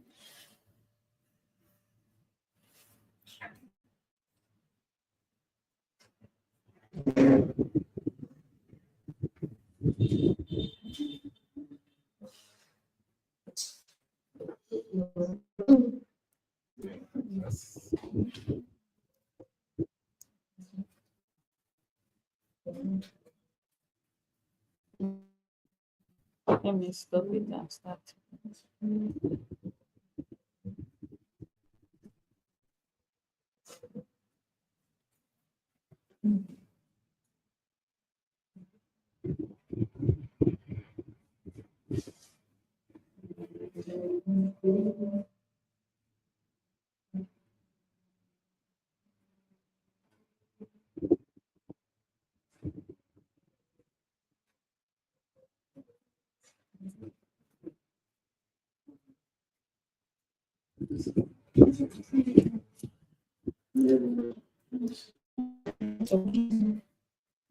All right. So this is the way to generate to retrieve your your your entire list of the attendance for those that have signed the attendance. You just return the list. The list is already an array holding everything. So just return it and returns the array. Now, if you want to just return a specific information, like a particular this thing, you'd have to use the index of the array, right? And to ensure you do something like that, that means you need to give everybody an ID. So they have to have used their ID to Yeah. Well,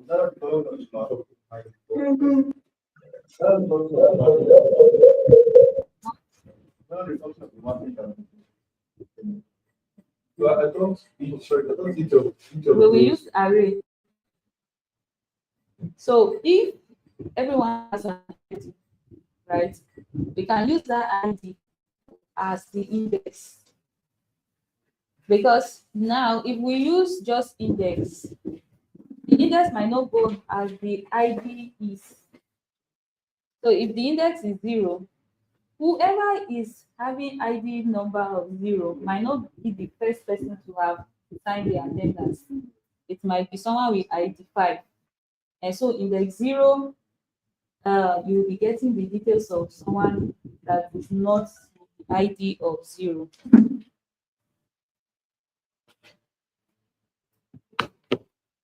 Okay, so let's proceed. Now we have generated the function that sets our form details, attendance list, and retrieves the information from the attendance list. The next thing for every string, yes. Yes, because it's an array can contain, yes. And why we are doing that is because data types like string and struct and all those complex data types, because of how space consuming they are stored in memory first before taken to storage. If you are trying to like compute with them in storage, it's very, very expensive. If you're trying to read and do some alteration, it's very expensive. So it's better they are in memory, which is the flow. in the original sense. That is the flow. From memory, then you read from it. It's less expensive and less computationally, yes. And then after you have finished from memory, that it will now get stored in storage. So there are like three forms: there's storage, there's memory, there's call data. So you can, yes, so you can check it out. You can check the three of them out.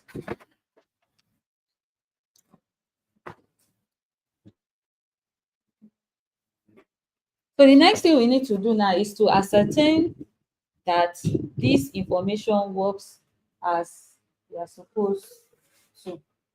You can use Remix to do that. Then you copy your code and paste on Remix, deploy on Remix and see if you are interacting with it, it's going to do exactly that. If your code is small. The next thing, if you are writing production code or you need to write test. Remix is online. Yeah, you write test. Okay. And then we also have an extension. Yes, that allows us to do what we are doing on Postman. Yes. Oh, So is there something like that? I don't think so. Let me see. There should be an integration of Remix to VS Code. Or you don't want to use Remix at all. There should be an extension of Remix to VS Code.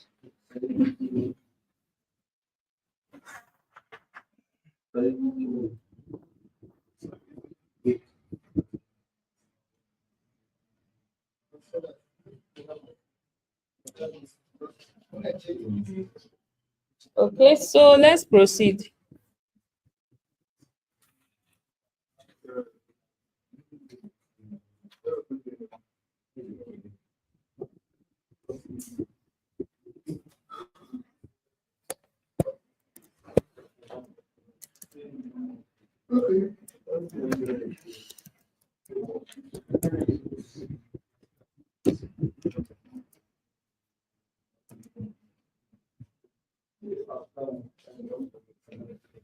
So I don't want to like stress out with writing too much code. This is how we are originally supposed to write tests for this, but then things have been made easier. You don't have to do all these things. But right now that you are learning, you need to write tests because you'll be write tests for production level code that you write. Be sure that everything aligns with what you are doing. But as at now in this class, you all are tired, and I can see that so many people have been squinting and squeezing their faces. So we will copy this code. We'll copy this code and paste it on Remix and test it there. Yes, we'll test it there to be sure everything works as they are meant to. If not, we'll come and edit our code to make sure it works properly. After that, we can go on break, and when we come back, we'll do deployment verification and we'll move to building another smart contract today or writing tests. We'll write the test for it ourselves. So I'm not saying that we will not write the test though. I'm just saying for now.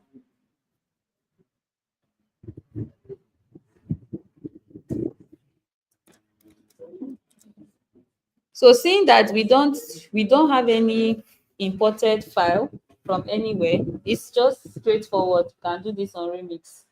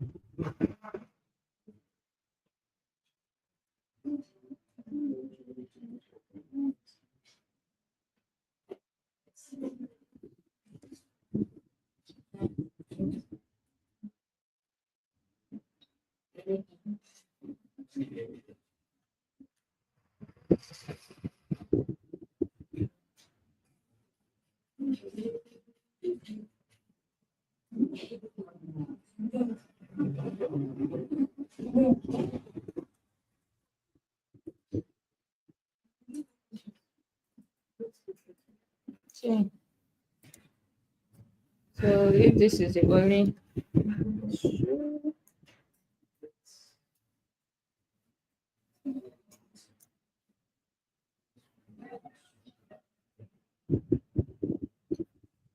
so let's compile.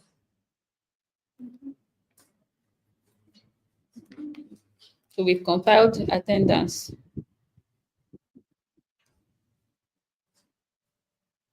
Next thing, let's just deploy to a test.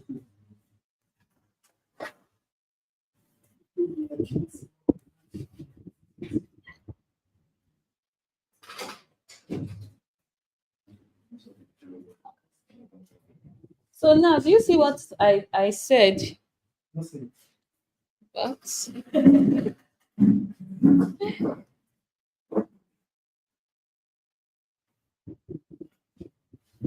Why does list have an input required?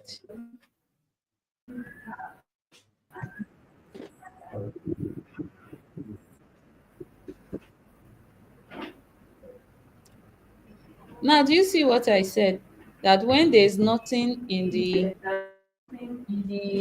storage upon first deployment, everything is empty.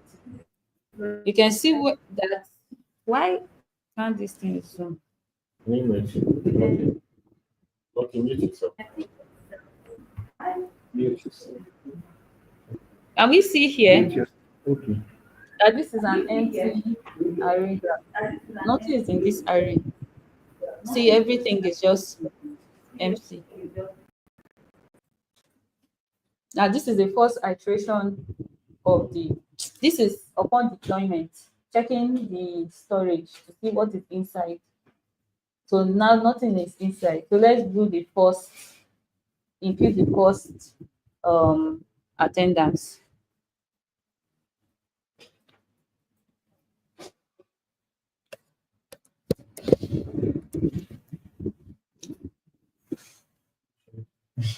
So what is online? The for online is the first item, right? And offline on site is the second item. So that is 0 and 1. So I put 1 here. Then what was today's topic?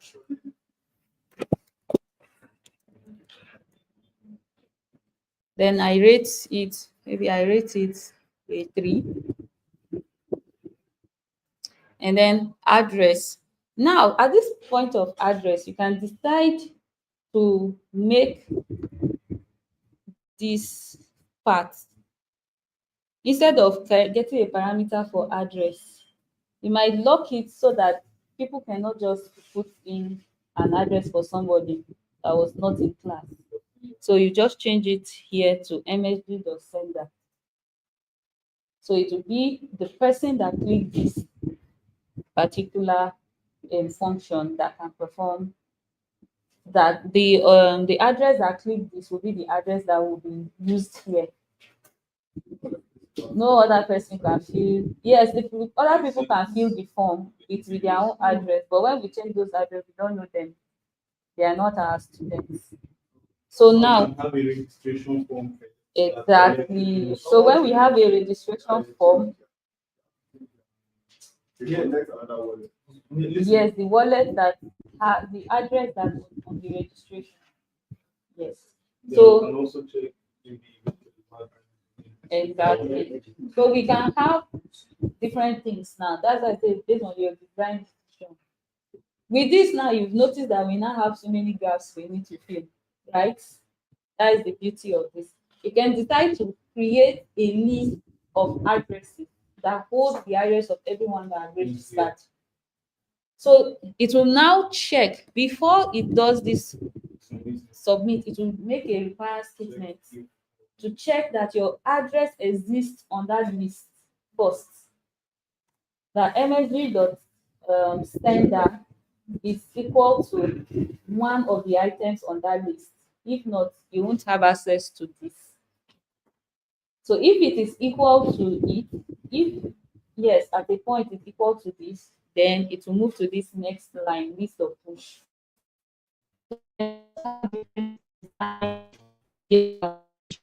That will not program. So hope we are getting it, we are understanding this. All right, so let's test it. Let me just collect one address here.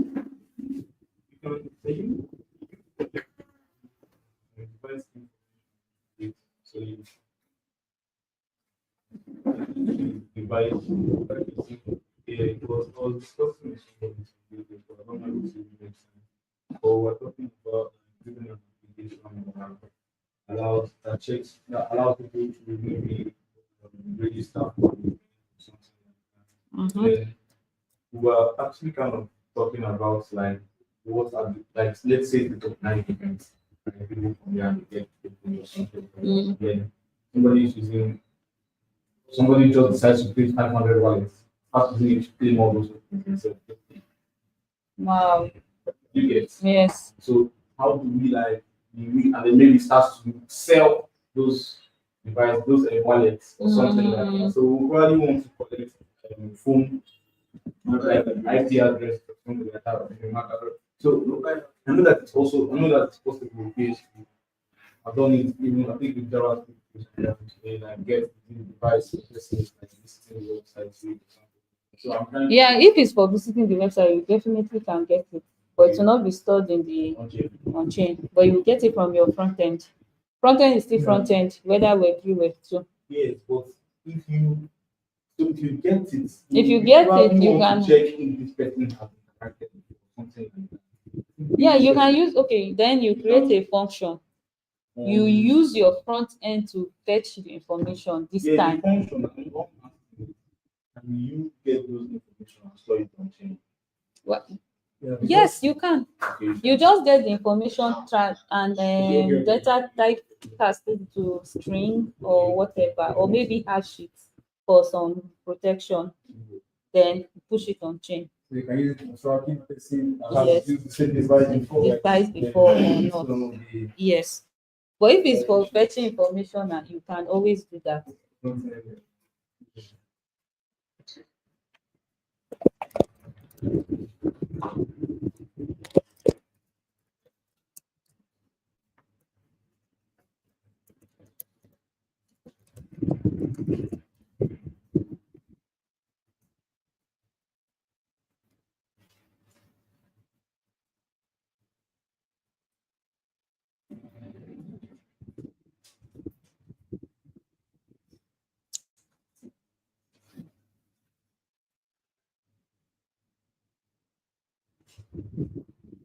Okay, so it's giving me an invalid array value.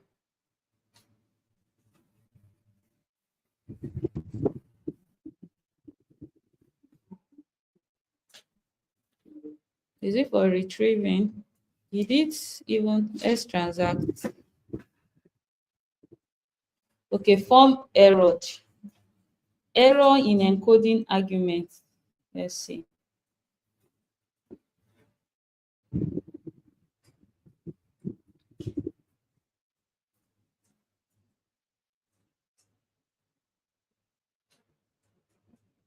Fortunately, it didn't show us. It didn't show us which. So I feel is this byte 32 that might have errored. Let's pass it in this. that's where the GPT steps Really? 100.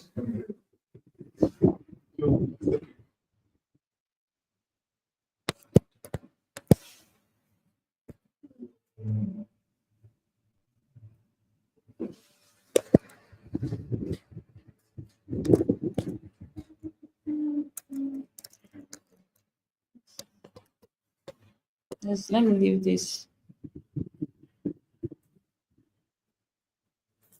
Invalid arrayifying value. Which is It can be in one of these. What generate arrayify value? Success. Success is a boolean. is it? So these are things with solidity. Okay, we can see them here. So argument value can pass, code, invalid argument because it needs bytes. So I think this is what is causing the error.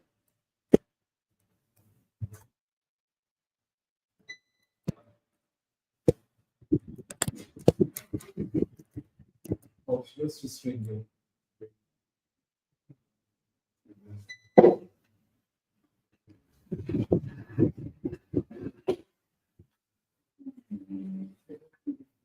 So these are some of the bugs we face. Let's go and look for how to impute bytes, byte 32.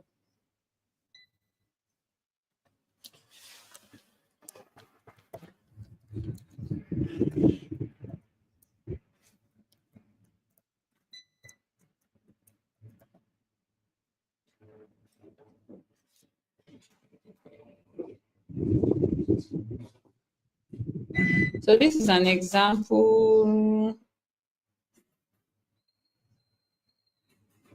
It's showing that it should be OX followed by a 64-character hexadecimal string. So now your byte 32 parameter is supposed to be like this: OX and then 64. So whatever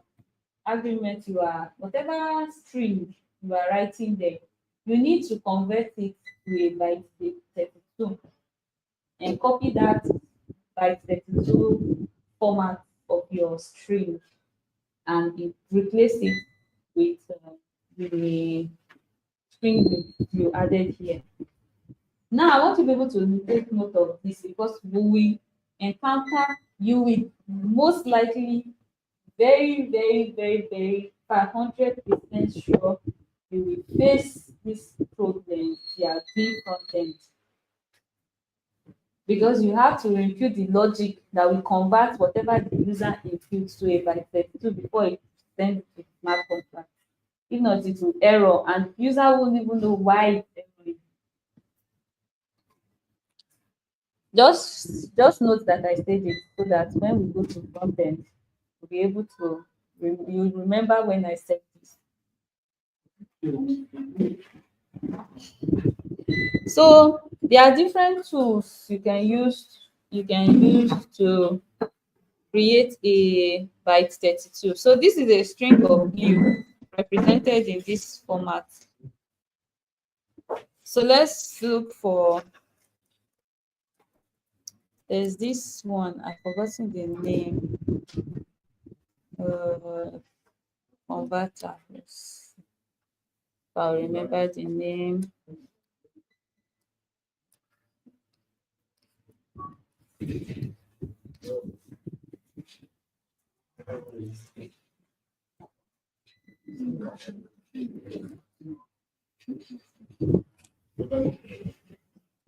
Okay, so there are a lot of them. The one I'm particular about, I can't find it. Most of them are always now, like, because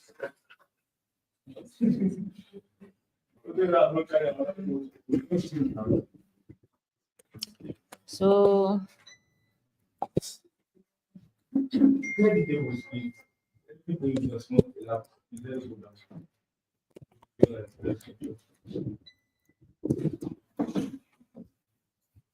Uniformity.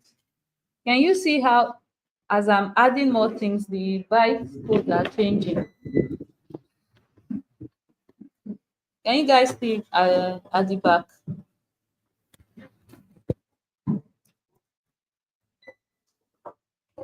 So this is even too much for a byte 32 to handle. That's why I errored. Oh,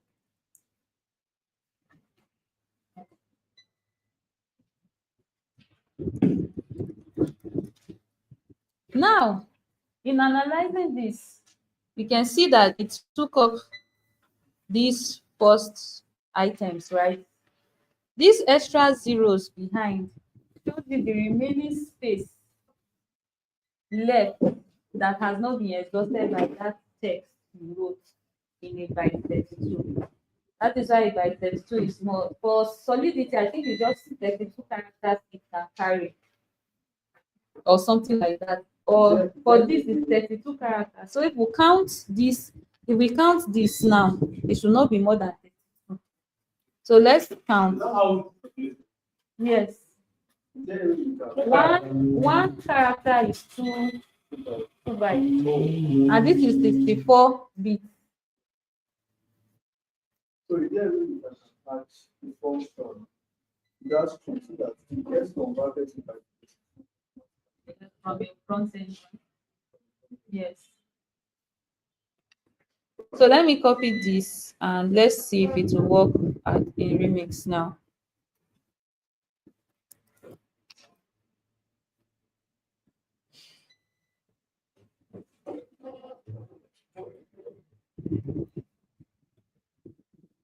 Now it worked. It deployed. It wrote. Clap for us. This your clap has given this guy headache.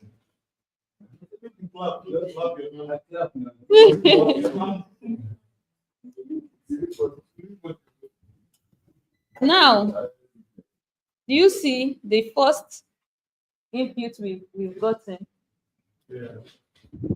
Now, the bool that we wanted to return true, we just said success. We did not set success equal to true, so it came out false. So these are little things you need to take note of. So let's check, let's retrieve now. Now you see our retriever has given us our first attendee has attended today's class. Is it the process known as all the processing is testing? Yes, testing. Yes, this is where you write test now. But because we are not writing the test like right now, I say let's test it on Remix to see that your function logics are working exactly as they should. Yeah, because I was going to ask that. I'm going to test it on Facebook. Yes. So now seeing that your function, you know that you saw how we had issues with the bytecode not working. You saw that, and then we had to go and convert. These are the things that testing will help you figure out. So you know how to, build your front end to get user input properly. So for this instance now, we're using byte 32. It seems you have the limit. Right now, what we're trying to get from the users is like comments, right? Yes. And it's right like A very expressive, yes. So I'm going to take it in. Then you have to be converting to everything. Why can't you just use like strings or something that actually take more parameters? What do you think is the size of a string? I think string is more, it can take more text than like this. What is the limit? Do you know the limit to a string? Kind of limited. Okay. So this thing, right is limited. Yes, because you want, do you know the difference between the byte 2 and string on the cost of your? Yeah, that's I think when I was making such about that, Exactly. So So there's something you can do You can still leave it open, but then if your site is too expensive, why will I come and be directing it to your dApp if it's going to take too much gas from me? Yeah, so there's things you can do. You can, yes, very expensive because of the character length, because one character is 2 bytes. So if you write up to 100, that is, and that if you write up to 100, that is 200 bytes, right? 200 bytes. Do you know how many in the memory now? In the memory of the computer, a slot, a slot is just packed for 32 bytes. That means you divide 200 by 32 bytes, right? To know how many slots will take just one variable, just one character, just feedback is taking at least how many? Almost 7 slots. And before you know, you start encountering issues like stack 2D. Every smart contract size is not more than 24 kilobytes. So if your contract, if your logic, everything sum up together is now more than that, you cannot even deploy the contract on chain. You have to optimize your contract. There are things like custom errors or custom text. You can use those custom text to get kind of feedback or to stop, to replace strings where you need excessive strings. So if there's an error, you might not write the full error. You can just represent the error with something like error code 201, error code 202. Then you have a part of your documentation that explains error 202. What is error 202? But that is not going to the blockchain. Yeah. So you can do things like that to optimize. So does that mean we're not going to get Now, if you want to get the full content, then you do that method. Yes, you have to use string. I was thinking there's, I think there are different types. Yes. So you either do that, or like I said, you do the data conversion. When you get it, you hash it and hash and break down this into a very small size that gets stored on chain. Then when you want to read it, it will follow that process again to decode. Yeah, more like decoded. Exactly. That will be done from the front. That will be done from the front end. Then is the final value that is less than maybe by 32. Yes. That will now be stored on chain. You also know that by 32 is uint 256. Yeah. Because it is string, you can see what the last form of a uint 256, which is the highest form of an integer, is a by 32 size also. So you can see how characters are consume a whole lot of space than even integers. Because uint 256, the last number of uint 256 is a very large number. It's even larger than an address, right? But for characters like A, B, C, D, the representation is very small, and that's splitting up the whole uint 256. All right, so this is what we've done so far. We'll go for a break now and return in what 1:15 already. We'll return in 2 hours and continue from there. So see you guys by 3:15. Thank you. My guy is not even the go. Be able. How can I do this? Normal clap. Complain. Normal clap. No, I decide to activate my fire mode because